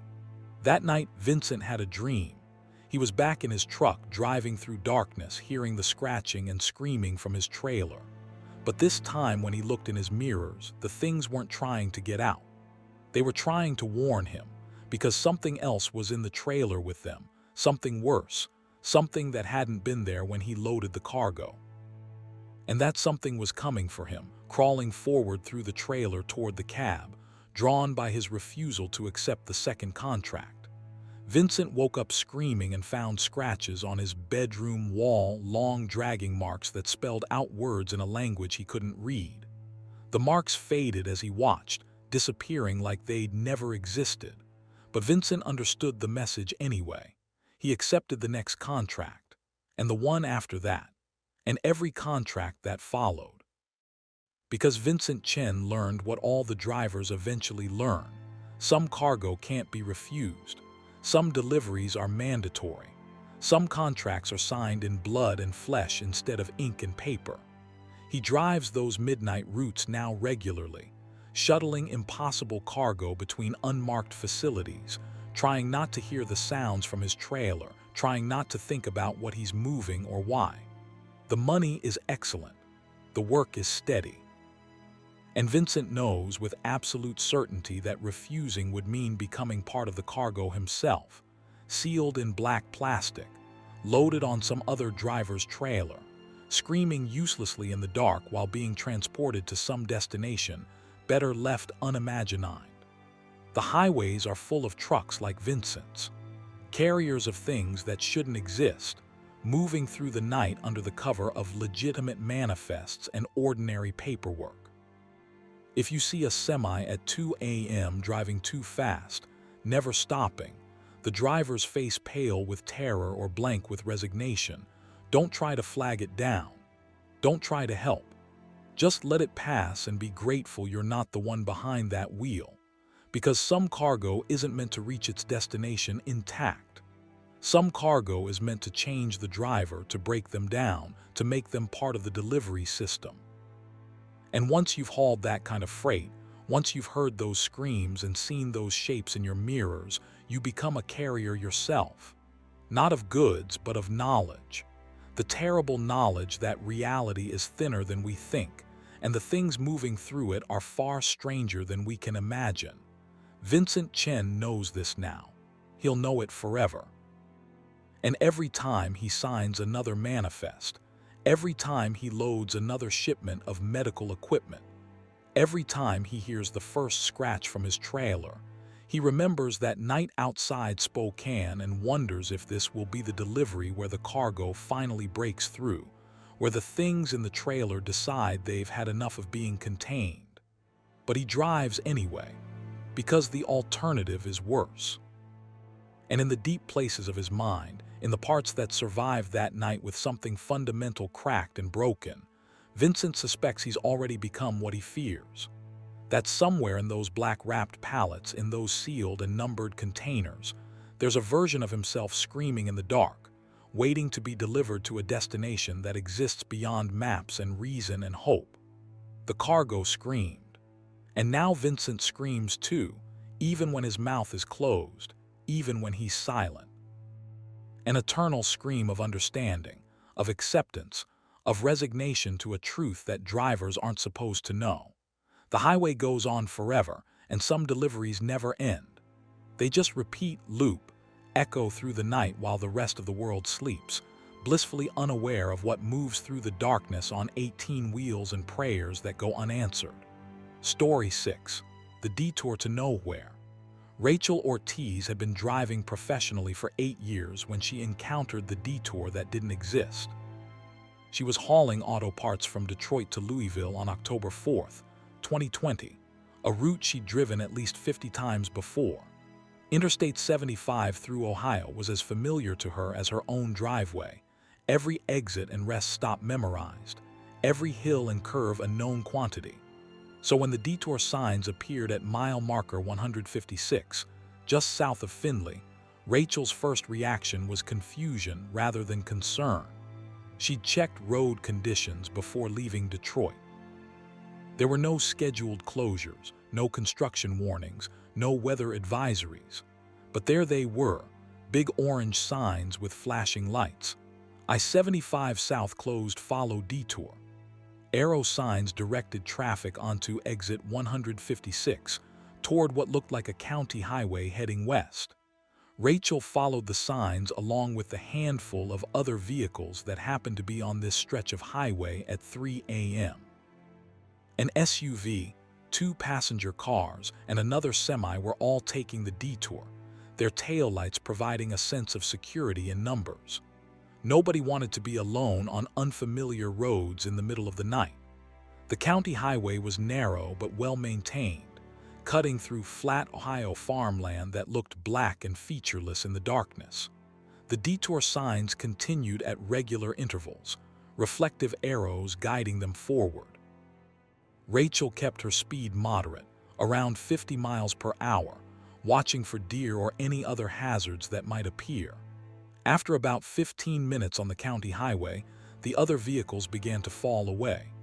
The SUV took a turn that Rachel's detour signs didn't indicate.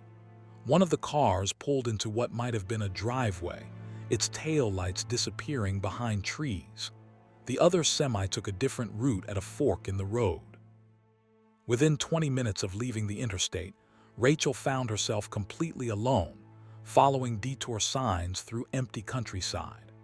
Her GPS had stopped working shortly after leaving I-75, the screen frozen on the interstate route she was supposed to be taking. Rachel wasn't particularly worried yet.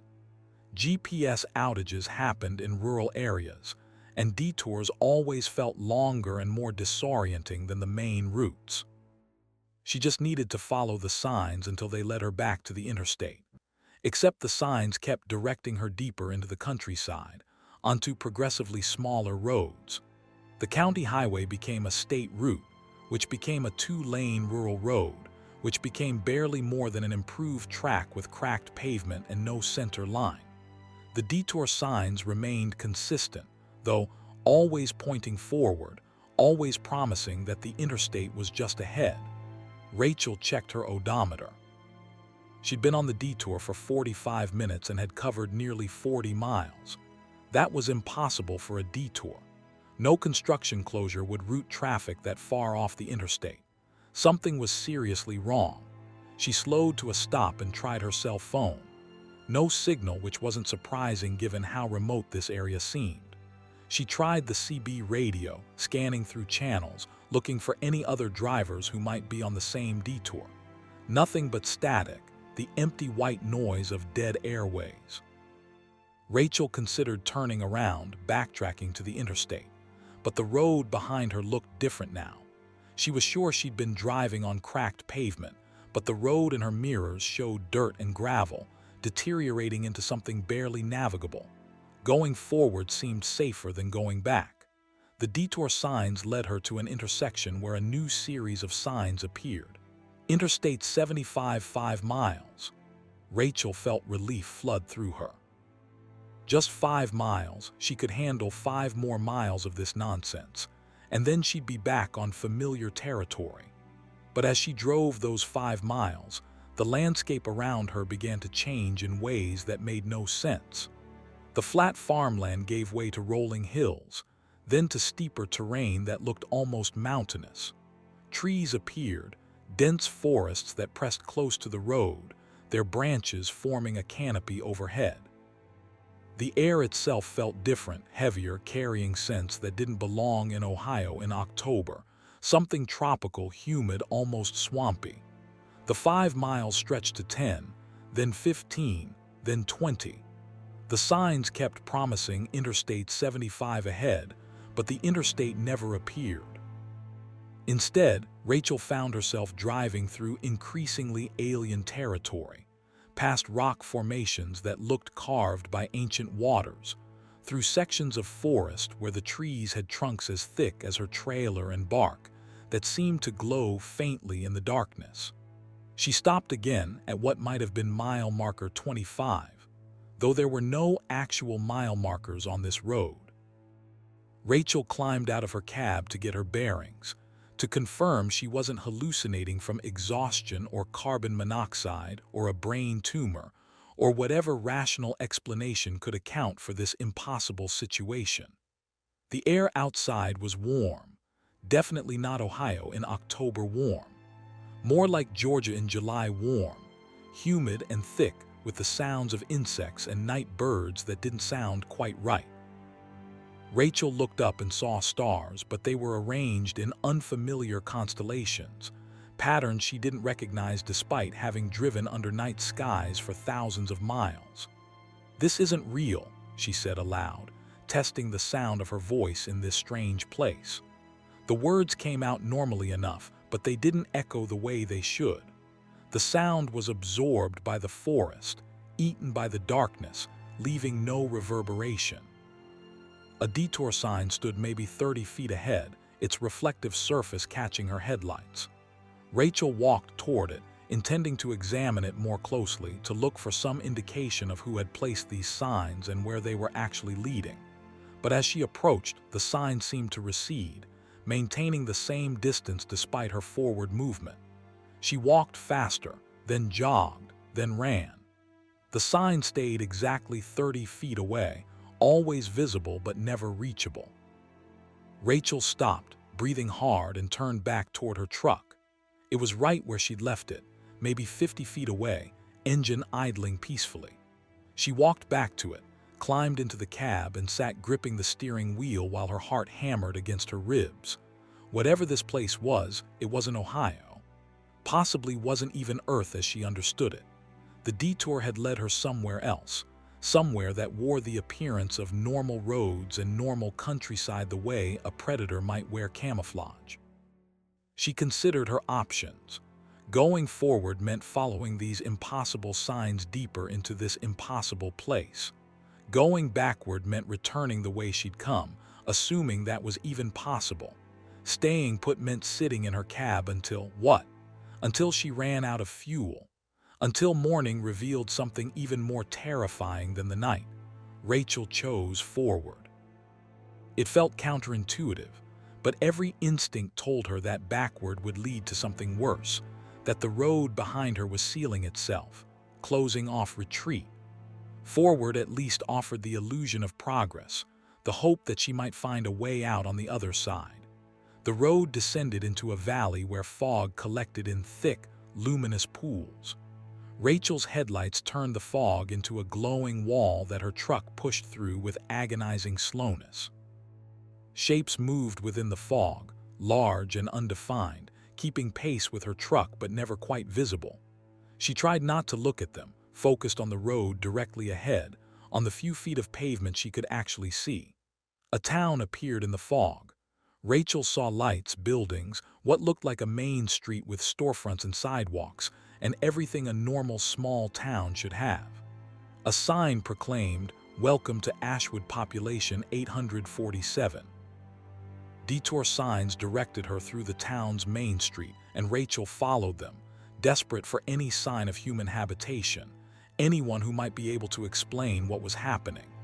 The town was empty. Not just quiet or sleeping, but fundamentally empty in a way that suggested it had never been inhabited.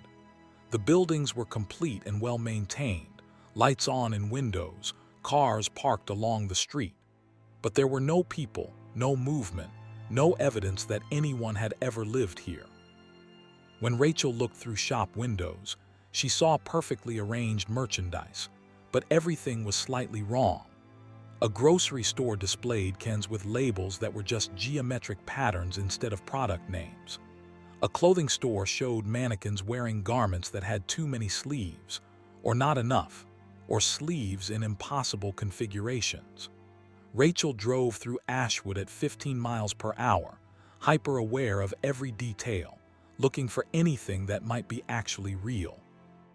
At the far end of town, she saw a diner with a 24 hours sign glowing in neon.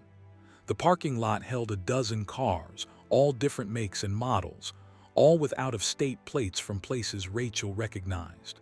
Michigan, Indiana, Kentucky, Tennessee, all states along I-75, all places where drivers might have encountered this same detour. She pulled into the parking lot and parked next to a pickup truck with Ohio plates. The truck looked normal, mundane, a standard Ford F-150 that could belong to anyone. But when Rachel looked through the pickup's windows, she saw that the interior was wrong. The steering wheel was on the passenger side. The gear shift emerged from the ceiling. The seats faced backward. The diner's windows glowed with warm, inviting light.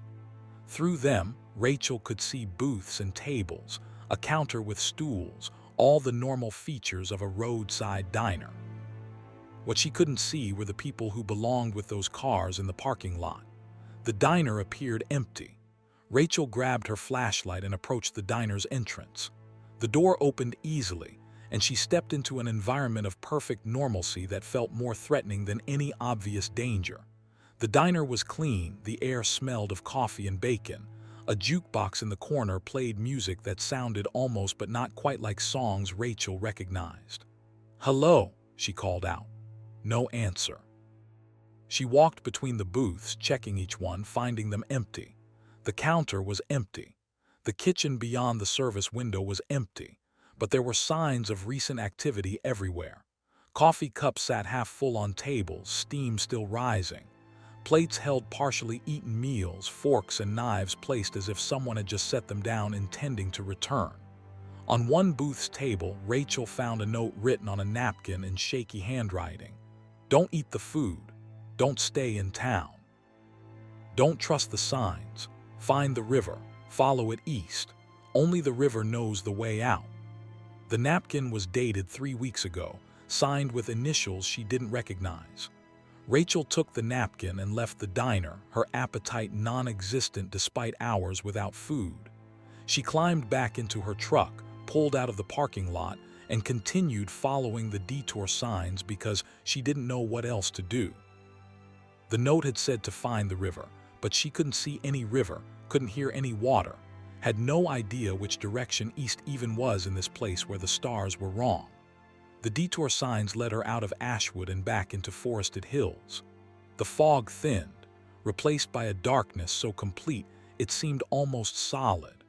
Rachel's headlights carved a narrow tunnel through the black, revealing only what was directly in front of her.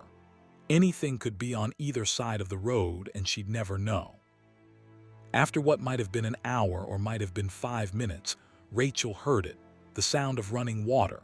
She slowed down, listening, and yes, definitely water somewhere nearby. She came around a curve and saw it, a river running parallel to the road, wide and dark and flowing with apparent purpose. The detour signs at this point offered two options. One set of arrows continued on the road she'd been following, promising Interstate 75 2 miles. The other set pointed toward what looked like a rough track following the river, with a sign that simply said alternate route. Rachel remembered the note from the diner. Find the river. Follow it east. She had no way to determine east, but she could follow the river. She turned onto the track, feeling her truck bounce over rough terrain, hearing branches scrape against the trailer. This wasn't a road meant for semis, wasn't really a road meant for any vehicle. But it was following the river, and the river was her only compass in this nightmare landscape. The track deteriorated until it was barely distinguishable from the surrounding forest floor. Rachel kept going, driving at walking speed, navigating between trees that seemed placed specifically to impede her progress. The river stayed visible to her right, gleaming faintly with reflected starlight from those wrong constellations. After an eternity of crawling progress, Rachel saw something that made her want to cry with relief. A bridge. A normal, concrete bridge carrying a normal-looking highway over the river. And beyond the bridge, she could see the distinctive green signs of an interstate highway. Rachel pushed her truck up the embankment to the highway, tires spinning on grass and dirt, engine straining with the effort. But she made it, pulled onto blessed pavement, and saw the sign that confirmed her escape. I-75 South Louisville 89 miles. She was back. Somehow, impossibly, she'd found her way out of that detour to nowhere and back onto the real interstate. Rachel pulled into the right lane and drove at exactly the speed limit, hands shaking, tears streaming down her face, laughing and sobbing simultaneously with the relief of survival. It wasn't until she reached Louisville and delivered her load that Rachel thought to check her logbook and her GPS history.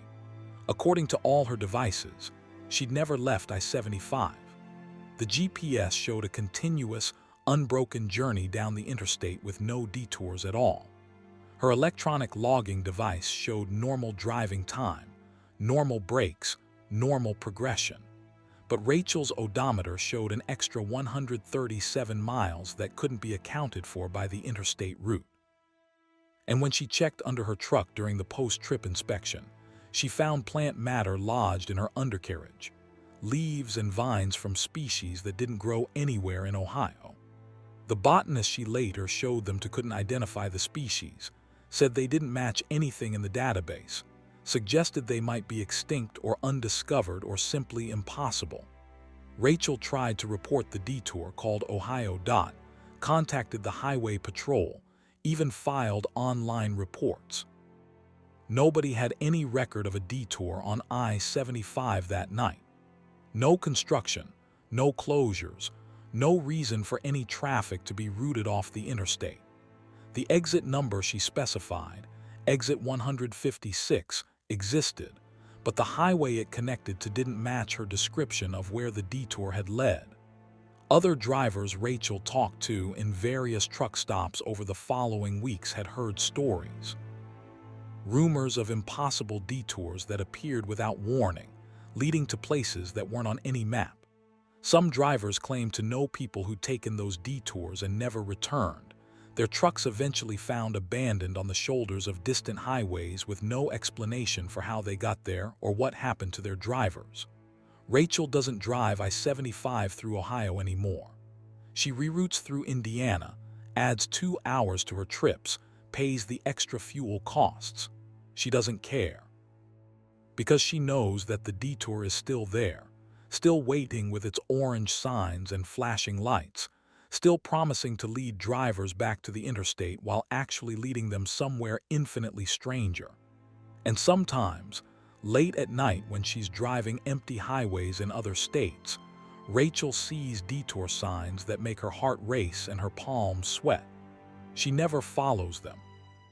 She'd rather turn around entirely, reroute through 3 states if necessary, than take another detour that might lead away from the world she knows. Because Rachel Ortiz understands now that the road network isn't as fixed as we think it is. That sometimes, in certain places at certain times, an exit can open that leads somewhere else. And the only way to survive those detours is to recognize them for what they are and refuse to take them, even when the signs insist the interstate is just ahead, even when going forward seems safer than turning back. The detour to nowhere is still there, somewhere in Ohio, still claiming the occasional traveler who doesn't know to be afraid. Rachel hopes the other drivers find their way out like she did, find their rivers and their escapes and their return to reality. But she knows some don't. Some end up in towns like Ashwood, sitting in diners forever, waiting for meals they'll never finish, trying to write warnings on napkins that future travelers will find too late. The highways connect us, they say. They tie the country together, make everywhere accessible, transform distance into just a matter of time. But Rachel knows better. The highways are full of exits that lead nowhere, full of detours that circle back on themselves, full of routes that travel through places human maps were never meant to include. And the only protection is to know they're there, to recognize the warning signs, and to understand that sometimes the long way around is the only safe way home. Story 7. The Passenger Who Wasn't There. Thomas Bradley had a strict rule during his 16 years of driving. No hitchhikers, no passengers, no exceptions. His Kenworth was his workspace and his home on the road, and he shared it with nobody. So when he stopped for fuel at a Love's truck stop outside Amarillo, Texas on August 18, 2021, and returned to find someone sitting in his passenger seat, his first reaction was fury rather than fear. "Get out," Thomas said, yanking open the driver's door. "Right now, I don't carry passengers." The woman in the passenger seat didn't move.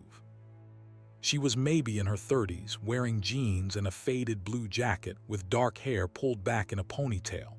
Nothing threatening about her appearance, nothing that explained how she'd gotten into a locked truck without setting off alarms or breaking windows.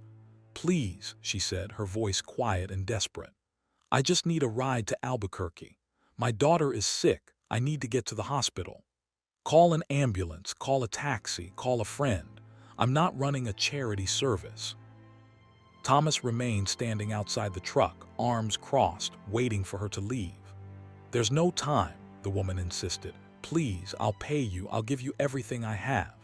She pulled out a wallet and started withdrawing bills, her hands shaking. Thomas was about to refuse again when he noticed something odd. The woman was sitting in his passenger seat, clearly occupying space, clearly solid and real. But he couldn't see her reflection in the rearview mirror. The mirror showed the passenger seat as empty. He blinked, looked again. The woman was right there, physical and present, but the mirror insisted the seat was unoccupied. Thomas felt cold sweat break out on his forehead. This wasn't right. This wasn't natural.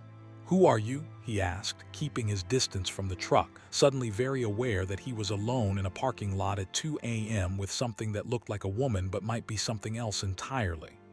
"My name is Sarah," she said. "Sarah Miller. Please, I'm not going to hurt you. I just need help. My daughter is at Presbyterian Hospital in Albuquerque. She's 9 years old. She has leukemia. She's in crisis and I need to be there." Thomas pulled out his phone and did what he should have done immediately. called 911. He explained the situation to the dispatcher, described the woman, requested police assistance. The dispatcher took his information and promised to send an officer, but warned it might take 20 minutes. The truck stop was in a rural area, far from the nearest patrol unit. While Thomas waited, keeping a safe distance from his truck, the woman named Sarah remained in the passenger seat. She didn't try to escape, didn't threaten him, just sat there with tears running down her face, pleading with him to drive, to help her, to save her daughter. "If your daughter is really in the hospital, the cops can help you get there," Thomas said. "They can give you a ride, call social services, whatever you need. But I'm not taking you anywhere." "The police can't help me," Sarah said, her voice breaking. "Nobody can help me except you. Please, Thomas, please." "How do you know my name?" Thomas demanded. "I never told you my name." Sarah's expression changed, the desperation giving way to something else. Sadness, maybe, resignation. She looked down at her hands, at the bills she'd pulled from her wallet, and when she looked up again, Thomas saw that her eyes were different. They'd been brown before, he was certain of it. Now they were completely black, no whites, no iris, just solid black from edge to edge. "I know your name because I've been waiting for you, Thomas Bradley," she said, her voice taking on a strange echo as if multiple people were speaking in unison. "I've been waiting for 15 years, waiting for the right driver, the right night, the right refusal." Thomas backed away from the truck, fumbling for his keys, ready to run if necessary. "What are you?" "I'm a passenger," Sarah said simply.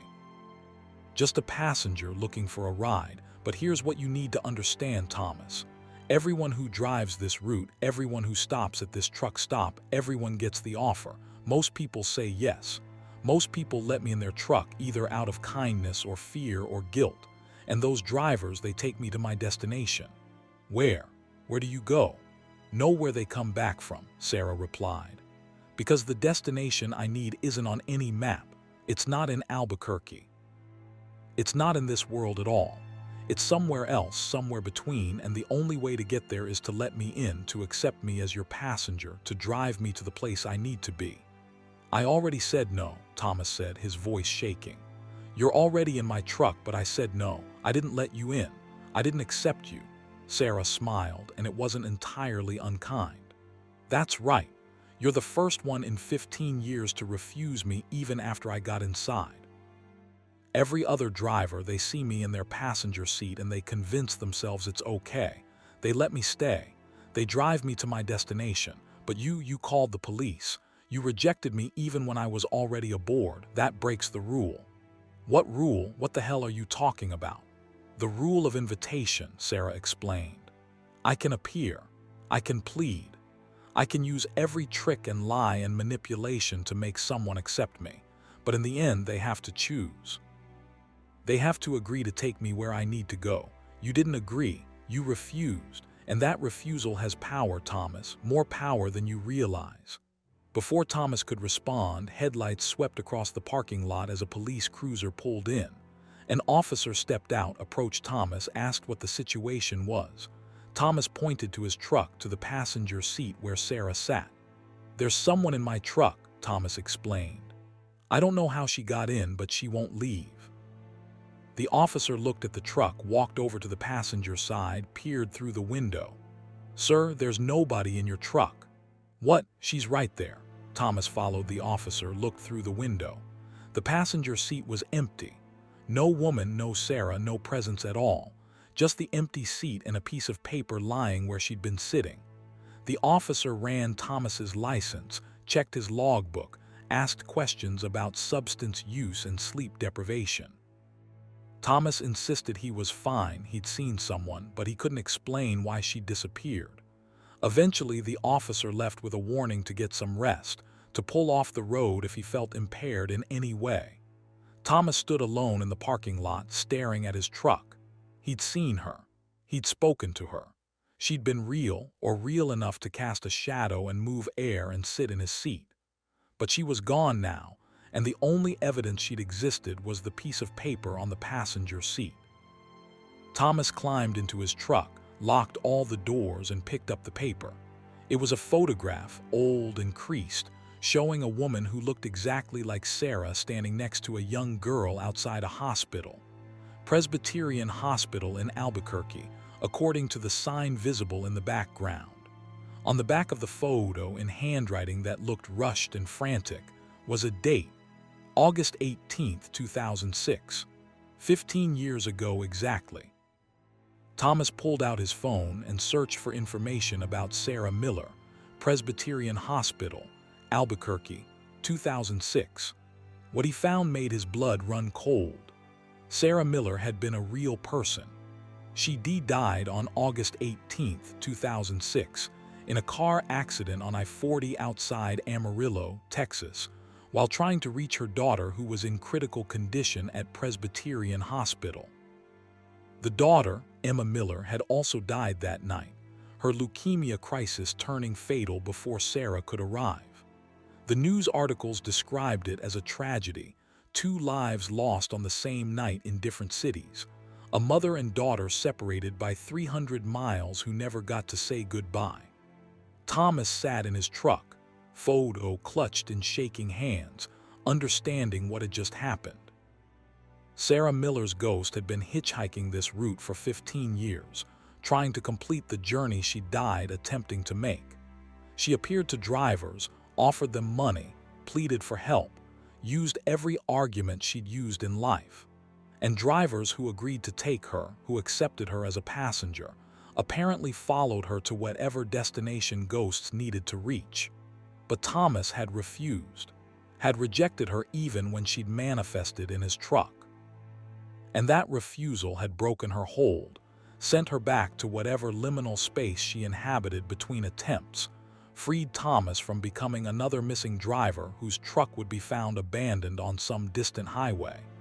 He didn't sleep that night, didn't feel safe enough to sleep. He drove straight through to his delivery in Phoenix, fueled by energy drinks and fear, checking his passenger seat every few minutes to make sure it remained empty. The photograph stayed on his dashboard, a reminder that the roads weren't just haunted by memories, but by actual ghosts, by lost souls still trying to complete impossible journeys. Thomas tried to research other cases, other drivers who disappeared after stops at that Love's truck stop outside Amarillo. He found surprisingly few reports, which suggested either that drivers who accepted Sarah as a passenger simply vanished completely, or that their disappearances were attributed to other causes. A driver could go missing for 100 reasons on the highways: accidents, crime, voluntary disappearance, health emergencies. Who would think to blame a hitchhiking ghost? He also started hearing stories from other drivers once he began asking the right questions in the right truck stops. Tales of passengers who appeared without invitation, who offered money or pleas or threats, who sat in seats without casting reflections, who navigated to destinations that didn't exist. The stories were remarkably consistent across geography and time. Refuse the passenger and you'd be safe. Accept them and you'd never complete your route. It's a test, an old-timer told Thomas at a Flying J in Oklahoma.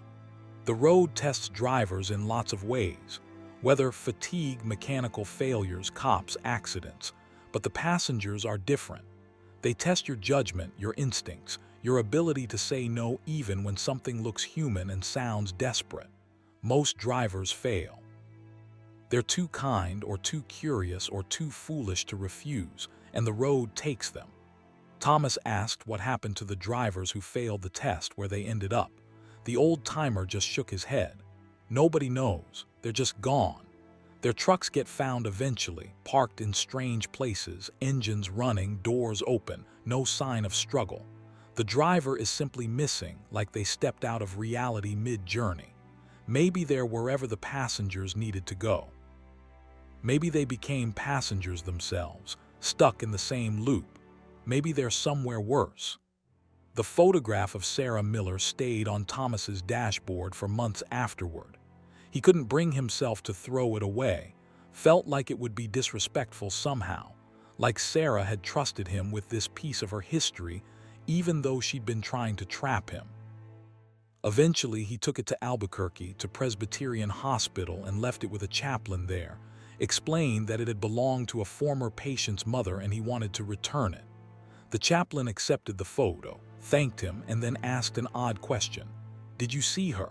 "Sarah," Thomas froze. "You know about her. We get reports every few years," the chaplain said quietly. "Drivers who stop at that truck stop, who find someone in their passenger seat claiming to need a ride here. Most of the time, the driver just doesn't show up for their delivery, doesn't contact their company, doesn't call family. They just vanish. But occasionally someone refuses, someone says no, and they bring us photographs or belongings or stories. We try to help her, pray for her, light candles for both her and her daughter. But she's still out there, still trying to make that drive, still failing." "Can't you do something?" Thomas asked. "Some kind of exorcism or ritual or something to let her rest?" "She doesn't want rest," the chaplain replied. "She wants to reach her daughter, and until she accepts that she can't, that the journey is impossible, she'll keep trying. She'll keep appearing to drivers, keep offering money and tears and desperation, keep hoping someone will take her where she needs to go. And the terrible thing is, if someone ever does succeed in taking her all the way, if she ever reaches her destination, I don't know if that would give her peace or just trap her in a worse hell." Thomas left the hospital, drove back to his truck, and sat in the parking lot for a long time. He thought about Sarah Miller, about Emma Miller, about the tragedy of a death that happened in the wrong place at the wrong time, leaving business unfinished, leaving a mother and daughter separated by an unbridgeable distance. He drives I-40 through Amarillo regularly now, part of his normal routes.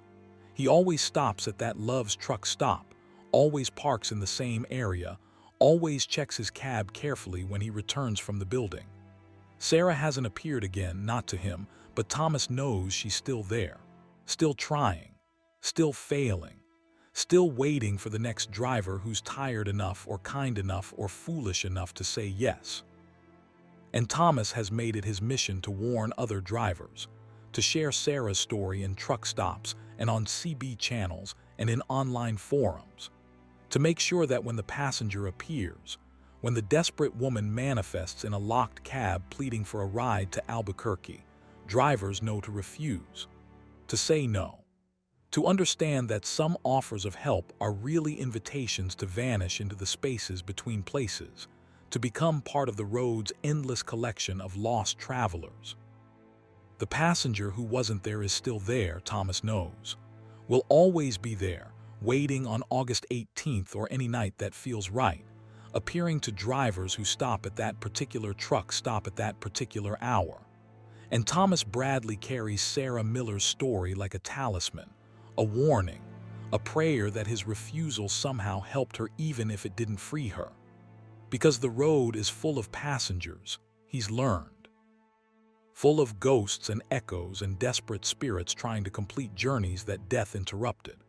And the only way to survive the highway's hauntings is to recognize them for what they are, to refuse their pleas no matter how convincing, and to understand that sometimes the cruelest kindness is to say no and keep driving, leaving the past behind where it belongs, even when the past has a name and a face and a daughter she'll never reach.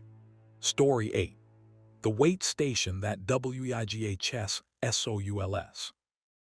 Carlos Mendez pulled his Freightliner onto the scale at the permanent wait station on Interstate 40 near the Arizona-New Mexico border at 11:43 p.m. on December 3, 2022.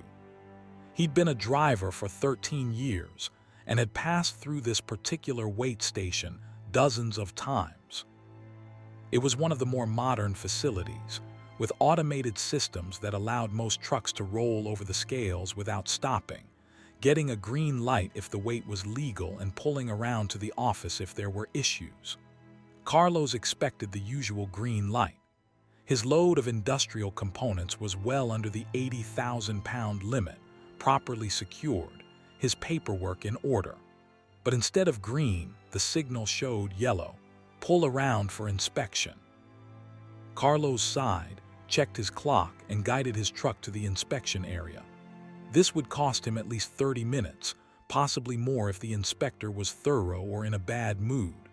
The weight station office looked closed, lights dim, no other trucks in the inspection area.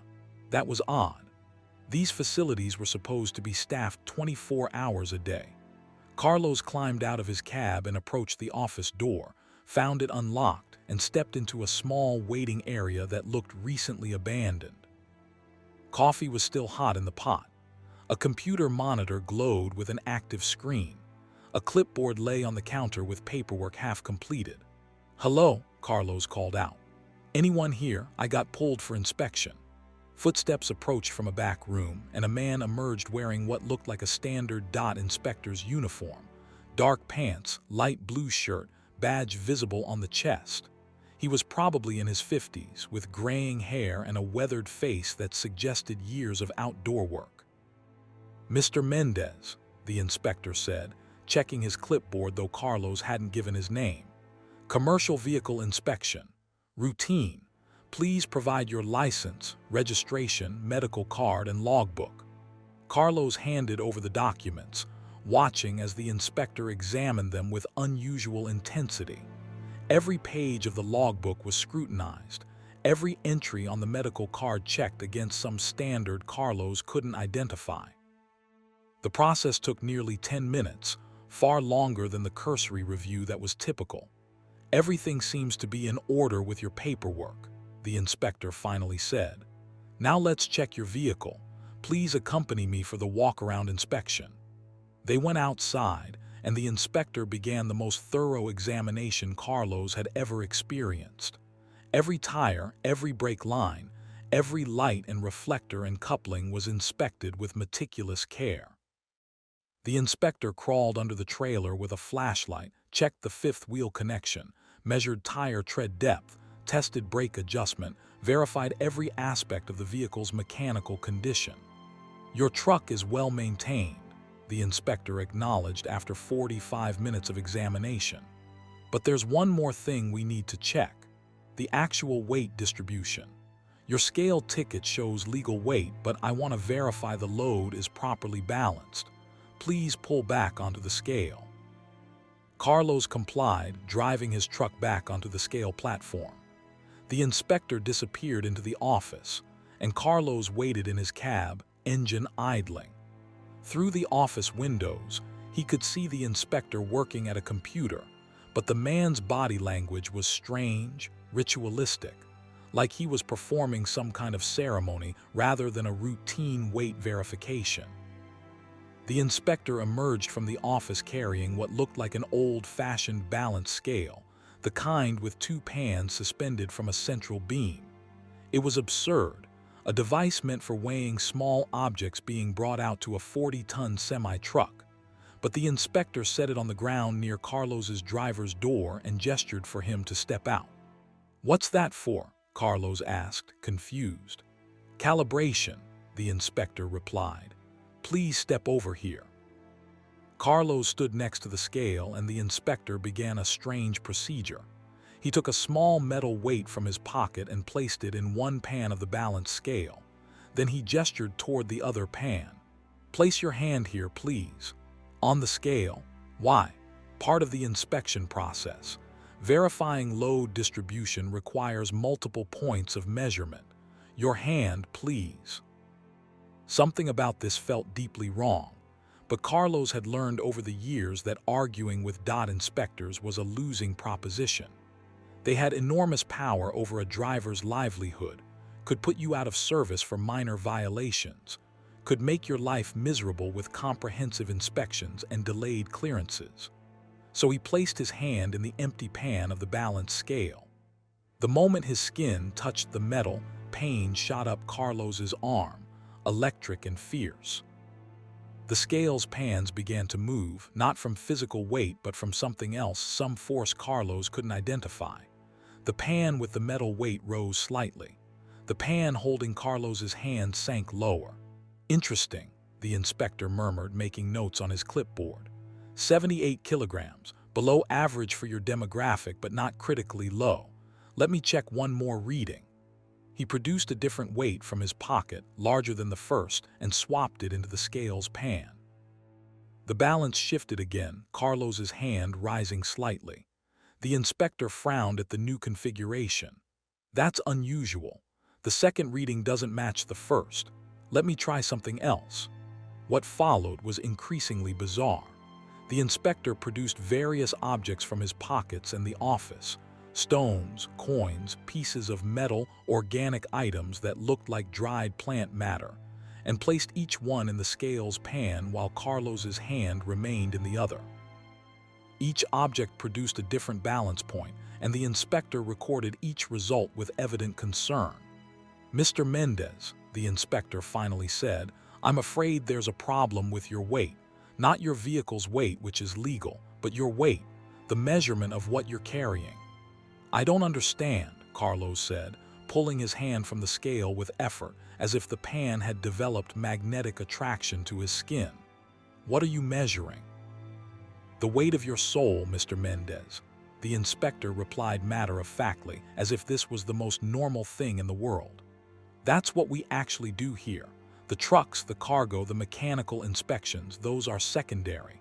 What we really measure is what the driver carries internally. The weight of their choices, their regrets, their unresolved burdens." Carlos backed away from the scale, from the inspector, from this entire impossible situation.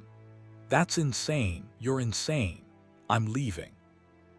"You can't leave until the inspection is complete," the inspector said, his voice taking on a harder edge. "And the inspection shows concerning results. Your soul is out of balance, Mr. Mendez. You're carrying more weight than your chassis can safely handle. If you continue driving in this condition, you're a danger to yourself and others on the highway." "This isn't real," Carlos said, though even as he spoke the words, he knew they were false. "This was real in the same way nightmares are real while you're dreaming them. The weight station, the inspector, the scale that measured intangible things, all real, all happening, all impossible to escape." "Let me show you," the inspector said. He walked to Carlos's truck, opened the trailer doors, and gestured inside. "Look at your cargo." Carlos approached reluctantly and looked into his trailer. The pallets of industrial components were still there, secured with straps, exactly as they'd been when he loaded them. But now he could see something else, something that occupied the same space but existed on a different level. Shadows, shapes, forms that looked disturbingly like people, dozens of them packed into the trailer alongside the legitimate cargo. "What the hell is that?" Carlos whispered. "The weight you carry," the inspector explained. "Every regret, every wrong turn, every person you've hurt or failed or disappointed, they all add up. They all ride with you, invisible but heavy, affecting your balance, changing your center of gravity. Most drivers never see them, but they're always there. And yours, Mr. Mendez, are particularly numerous and particularly heavy." Carlos stared at the shapes in his trailer, trying to identify them. There, that looked like his father, the old man Carlos had promised to visit more often but never did until it was too late. And there, his ex-wife, who'd pleaded with him to choose family over the road and whom he'd divorced rather than compromise his career. And there, friends, relatives, people he'd known and disappointed and abandoned over the years, all of them pressed into his trailer like stowaways on a journey he hadn't meant them to take. How do I get rid of them?" Carlos asked. "You don't," the inspector said simply.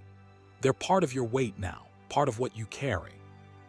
The question is whether you can continue to carry them safely or whether the load has become too much for your equipment to handle. So what are you saying? I can't drive anymore. I'm saying you need to distribute the weight differently. Make amends where you can. Forgive yourself where you can't. Lighten the load one piece at a time. And if you can't do that, if the weight keeps accumulating, eventually your axles will break and you'll jackknife on some highway taking others with you." The inspector closed the trailer doors, sealing the shadow shapes back into darkness. He walked back to his office and returned with a document Carlos had never seen before. A weight station citation, but not for overweight violations. This was something else, a soul weight advisory, with a long list of recommendations and restrictions. "You're being placed on probationary status," the inspector explained. "You can continue driving, but you need to check in at designated weight stations every 500 miles for ray measurement. If your sole weight increases beyond safe limits, your license will be suspended until you can reduce the load. Do you understand?" Carlos took the citation with numb hands. Part of him wanted to tear it up, to laugh at this entire absurd situation, to call the inspector crazy and drive away. But another part of him, the part that had felt increasingly tired and burdened and heavy over the last few years, recognized the truth in what was being measured. "How do I know which weight stations do this?" Carlos asked. "You'll know," the inspector said. "When you pull onto the scale and feel that electric shock, that moment of recognition that something's wrong, that's us. That's where you'll be measured again." Carlos climbed back into his truck, started the engine, and pulled away from the weight station. In his mirrors, he watched the facility recede into darkness, the lights in the office winking out one by one. He drove for the next 6 hours in a kind of daze, completing his delivery on autopilot, his mind consumed with thoughts of the shadow shapes in his trailer. Over the next few weeks, Carlos did something he'd never done before. He started making phone calls to his sister, whom he hadn't spoken to in 3 years after a stupid argument. To his ex-wife, not to try to reconcile but just to apologize, to acknowledge the ways he'd failed their marriage. To old friends he'd lost contact with, to relatives who'd given up on hearing from him, to people he'd wronged or neglected or disappointed. Some conversations went well, some didn't. Some people had moved on and didn't want to hear from him. But with each call, each apology, each attempt at making amends, Carlos felt slightly lighter. Not physically, but in some other way, some internal way that he couldn't quite articulate but definitely experienced. He also began declining certain loads, choosing routes that allowed him to be home more often, prioritizing his own life over maximum income for the first time in his career. His dispatcher noticed the change, commented on it, but Carlos just said he was reevaluating his priorities, which was true, though vastly understating the actual situation. At the 489-mile mark of his next long haul, Carlos saw a weight station ahead and felt that electric shock of recognition. He pulled onto the scale, waited for the signal, got the yellow light for inspection. The same inspector met him, or someone who looked just like him, which amounted to the same thing in this context. The measurement ritual was repeated. Hand in the pan, various weights tested against it, calculations made on the clipboard. This time the inspector's expression was more approving. "Better," he said. 61 kilograms, you've made progress. The load is better distributed, but you're still carrying more than optimal. Continue the work." Carlos continued the work. Every 500 miles, give or take, he'd encounter another of these special weight stations, places where inspectors measured things that couldn't be measured by ordinary scales. Sometimes the readings were better, sometimes worse, depending on what Carlos had been dealing with in his life, what new regrets he'd accumulated or old ones he'd resolved. He learned that every driver he talked to had their own version of this story, though most didn't talk about it openly. The weight station that appeared when you needed it most. The inspector who measured more than just vehicle compliance. The citation that changed your life not through legal penalty but through impossible awareness of what you were actually carrying. "It's like confession," one old-timer told Carlos at a truck stop in Kansas. "But instead of a priest, you get a dot inspector. Instead of Hail Marys, you get soul weight advisories. It's the highway's way of keeping drivers honest, not just about their logbooks but about their lives. You can lie on your logbooks, but you can't lie to the scale. It knows what you carry. It knows when you're overloaded." Carlos asked if it was possible to reach zero, to carry no weight at all. The old-timer laughed bitterly. "Nobody reaches zero. Life itself has weight, choices have weight. Even good choices, even right actions, they still add something to the load. The goal isn't to carry nothing. It's to carry what you can safely handle, to distribute it properly, to make sure you're not overloaded to the point of breaking. We're all carrying ghosts, son. The question is whether we're carrying them in the trailer where they belong or on our backs where they'll crush us. 5 years later, Carlos still drives. He's changed companies twice, moved to regional routes that get him home every weekend, remarried, and actually works to maintain the relationship this time. His soul weight measurements have stabilized in what the inspectors call the sustainable range. Not light, not unburdened, but balanced, manageable, safe. He still sees the shadow shapes in his trailer sometimes when conditions are right, when he's tired or stressed or particularly introspective. They're fewer than before, less oppressive, less like accusers and more like companions. His father's shape sits quietly near the front. His ex-wife's is gone, replaced by understanding. New shapes have appeared: his current wife, his stepchildren, friends and colleagues he worries about disappointing. But these shapes are lighter somehow, carried with awareness and intention rather than denial and guilt.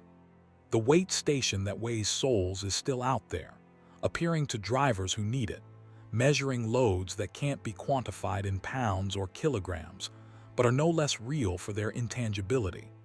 Carlos has learned to appreciate these inspections, to see them not as punishments but as opportunities, chances to assess his burden and adjust his load before the weight becomes too much to carry. Because that's the truth the weight station teaches. Everyone carries weight. Everyone hauls invisible cargo alongside their manifest freight. And the drivers who survive, who make it to the end of their careers with their souls and their trucks intact, are the ones who learn to measure themselves honestly, to distribute their load carefully, and to understand that sometimes the heaviest thing you can carry isn't the freight in your trailer, but the regrets in your heart. Carlos Mendez carries his load carefully now.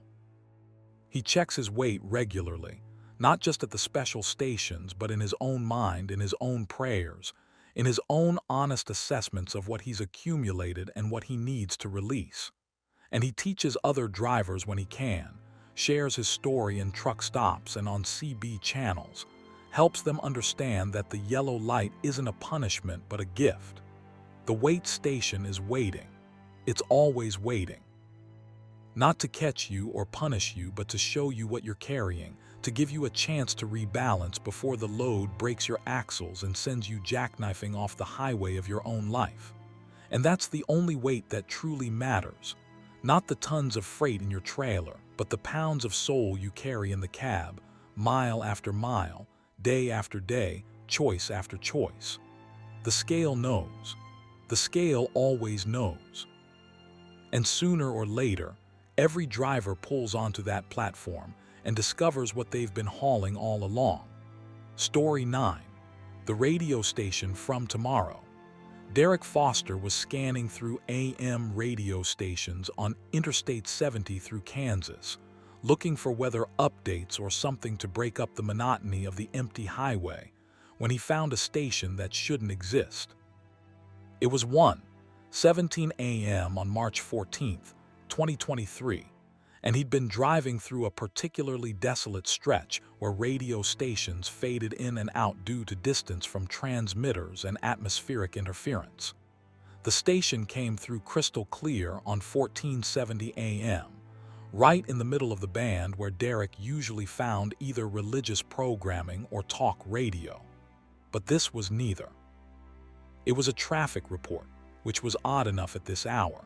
But what really caught Derek's attention was what the announcer was saying. And we have an update on the multi-vehicle pileup on I-70 westbound near mile marker 328. 5 trucks and 3 passenger vehicles involved, 2 confirmed fatalities. The highway remains closed in both directions. Emergency services are on scene, but estimate at least 4 more hours before lanes reopen. Westbound traffic is being diverted at exit 316. Again, avoid I-70 westbound between mile markers 316 and 335 due to major accident with fatalities. Derek checked his GPS. He was currently at mile marker 312, heading west. Mile marker 328 was about 15 minutes ahead. There was no accident, no emergency lights, no indication of any problem. The highway ahead looked clear and empty. Must be an old report, Derek muttered to himself, though that didn't really make sense. Why would a station be broadcasting outdated traffic information at 1 a.m.? The radio continued with other traffic reports from across the region, all delivered in the same calm, professional tone. Then the announcer moved on to news. In national news, the House voted today to pass the infrastructure bill that's been stalled for 6 months, approving $400 billion in highway funding. The vote was 247 to 183, with 12 representatives absent. President announced she will sign the bill by the end of the week. Derek frowned. The infrastructure bill had passed months ago, back in November of 2022. This was March 2023. And President announced the president was male. This report was getting basic facts wrong. Then the announcer said something that made Derek's hands tighten on the steering wheel.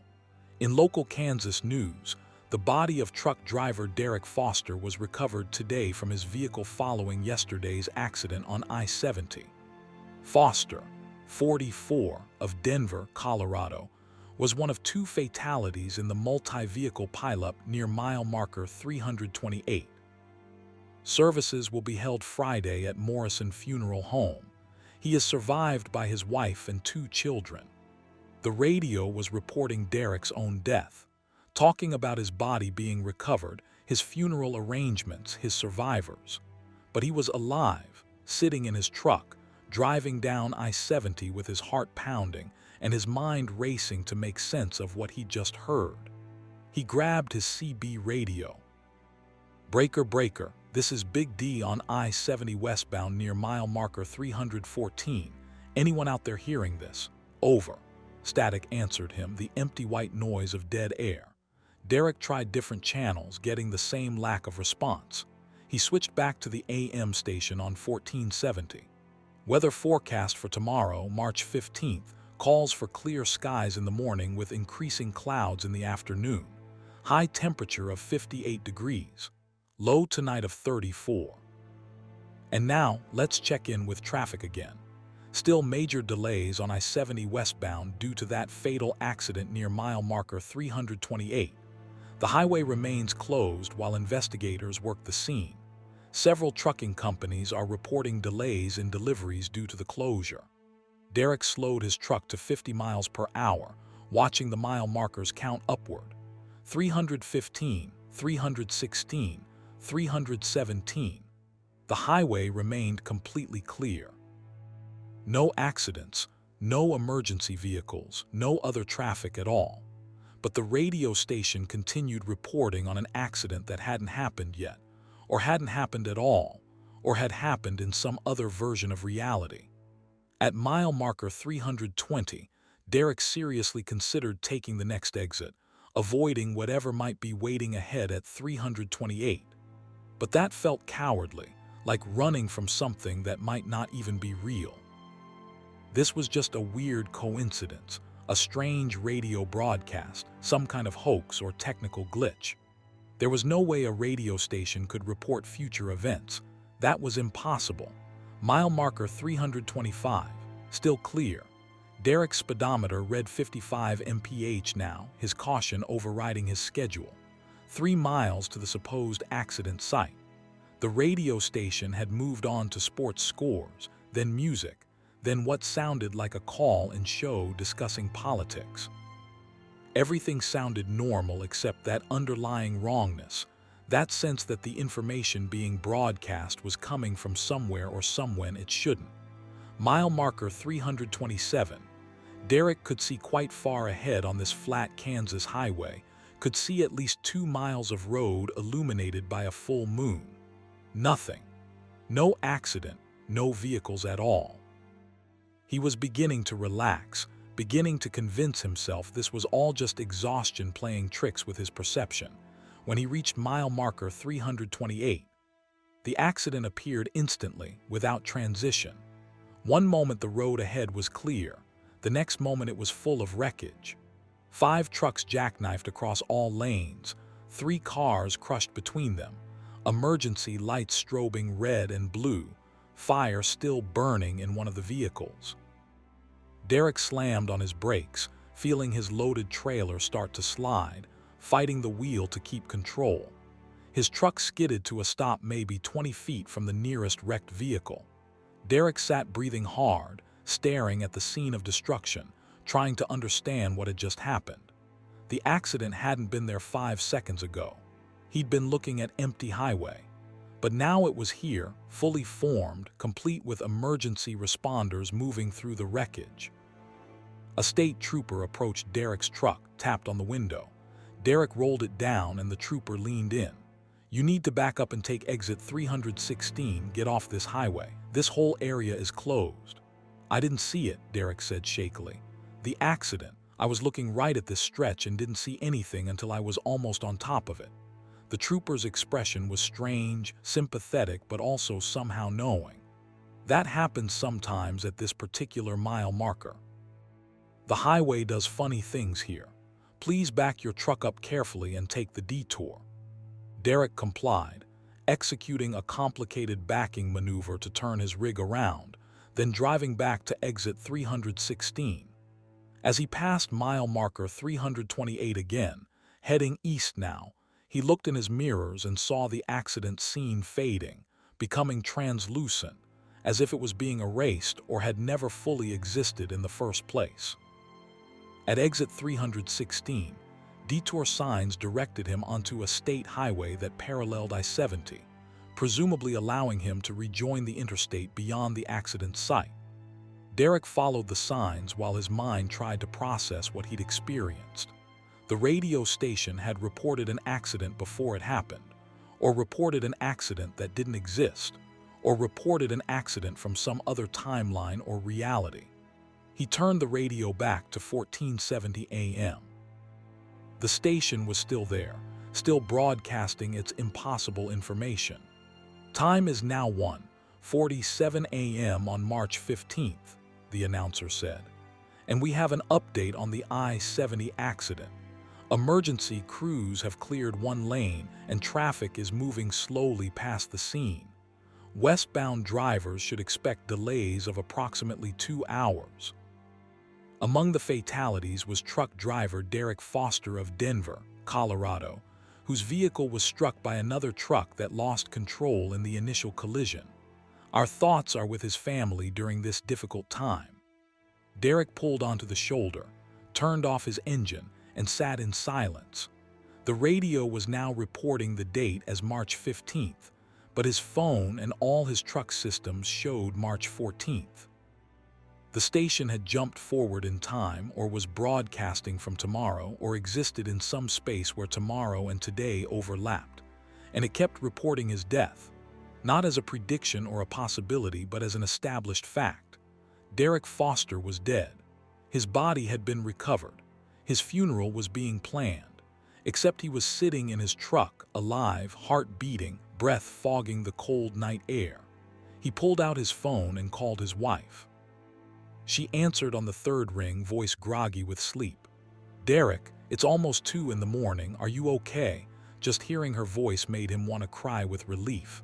"I'm fine. I wanted to hear your voice. Tell the kids I love them." "Are you sure you're okay? You sound strange." "I'm fine," he lied. "Just a long night. Go back to sleep. I'll call you tomorrow." After hanging up, Derek sat with the phone in his hands, staring at the date displayed on the screen, March 14th, 2023. He pulled up a web browser and searched for his own name plus accident and I-70. No results. He searched for I-70 accident Kansas mile marker 328. No current reports, just old accidents from previous years. The radio continued its broadcast from tomorrow, mixing news Derek could verify with news that hadn't happened yet, reporting his death alongside sports scores and weather forecasts. Derek listened for another hour, parked on the shoulder of the detour route, learning about a version of March 15th where he didn't exist. According to the station, the accident had happened at 1:34 a.m., just about the time Derek would have reached mile marker 328 if he'd maintained his normal speed instead of slowing down. A truck ahead of him had blown a tire, jackknifed across all lanes, and Derek had impacted it at full highway speed. The collision had been catastrophic, killing Derek instantly, and one other driver in a chain reaction that involved 8 vehicles total. But that hadn't happened. Derek had heard the report before reaching the accident site, had slowed down, had approached the scene with enough caution to stop safely. The radio station's warning, however unintentional, had saved his life. Or had it? Derek couldn't shake the feeling that he'd witnessed something more complicated than a simple warning. He'd seen the accident appear from nothing, fully formed, complete with emergency response. And then he'd seen it fade when he left. Like the accident existed in a superposition of states, both real and not real, both happened and didn't happen, depending on which version of March 15th was being observed. Derek started his truck and continued on the detour route, eventually rejoining I-70 about 30 miles west of mile marker 328. The highway was clear, no sign of any accident, no detour signs, no indication that anything unusual had happened. He drove the rest of his route in a daze, making his delivery on time, completing his logbook with mechanical precision. But he couldn't forget the radio station. Over the next few weeks, Derek returned to the same stretch of I-70 repeatedly, always at night, always around the same 1 a.m. time frame. He scanned through the AM band looking for 1470, for that crystal-clear signal that should,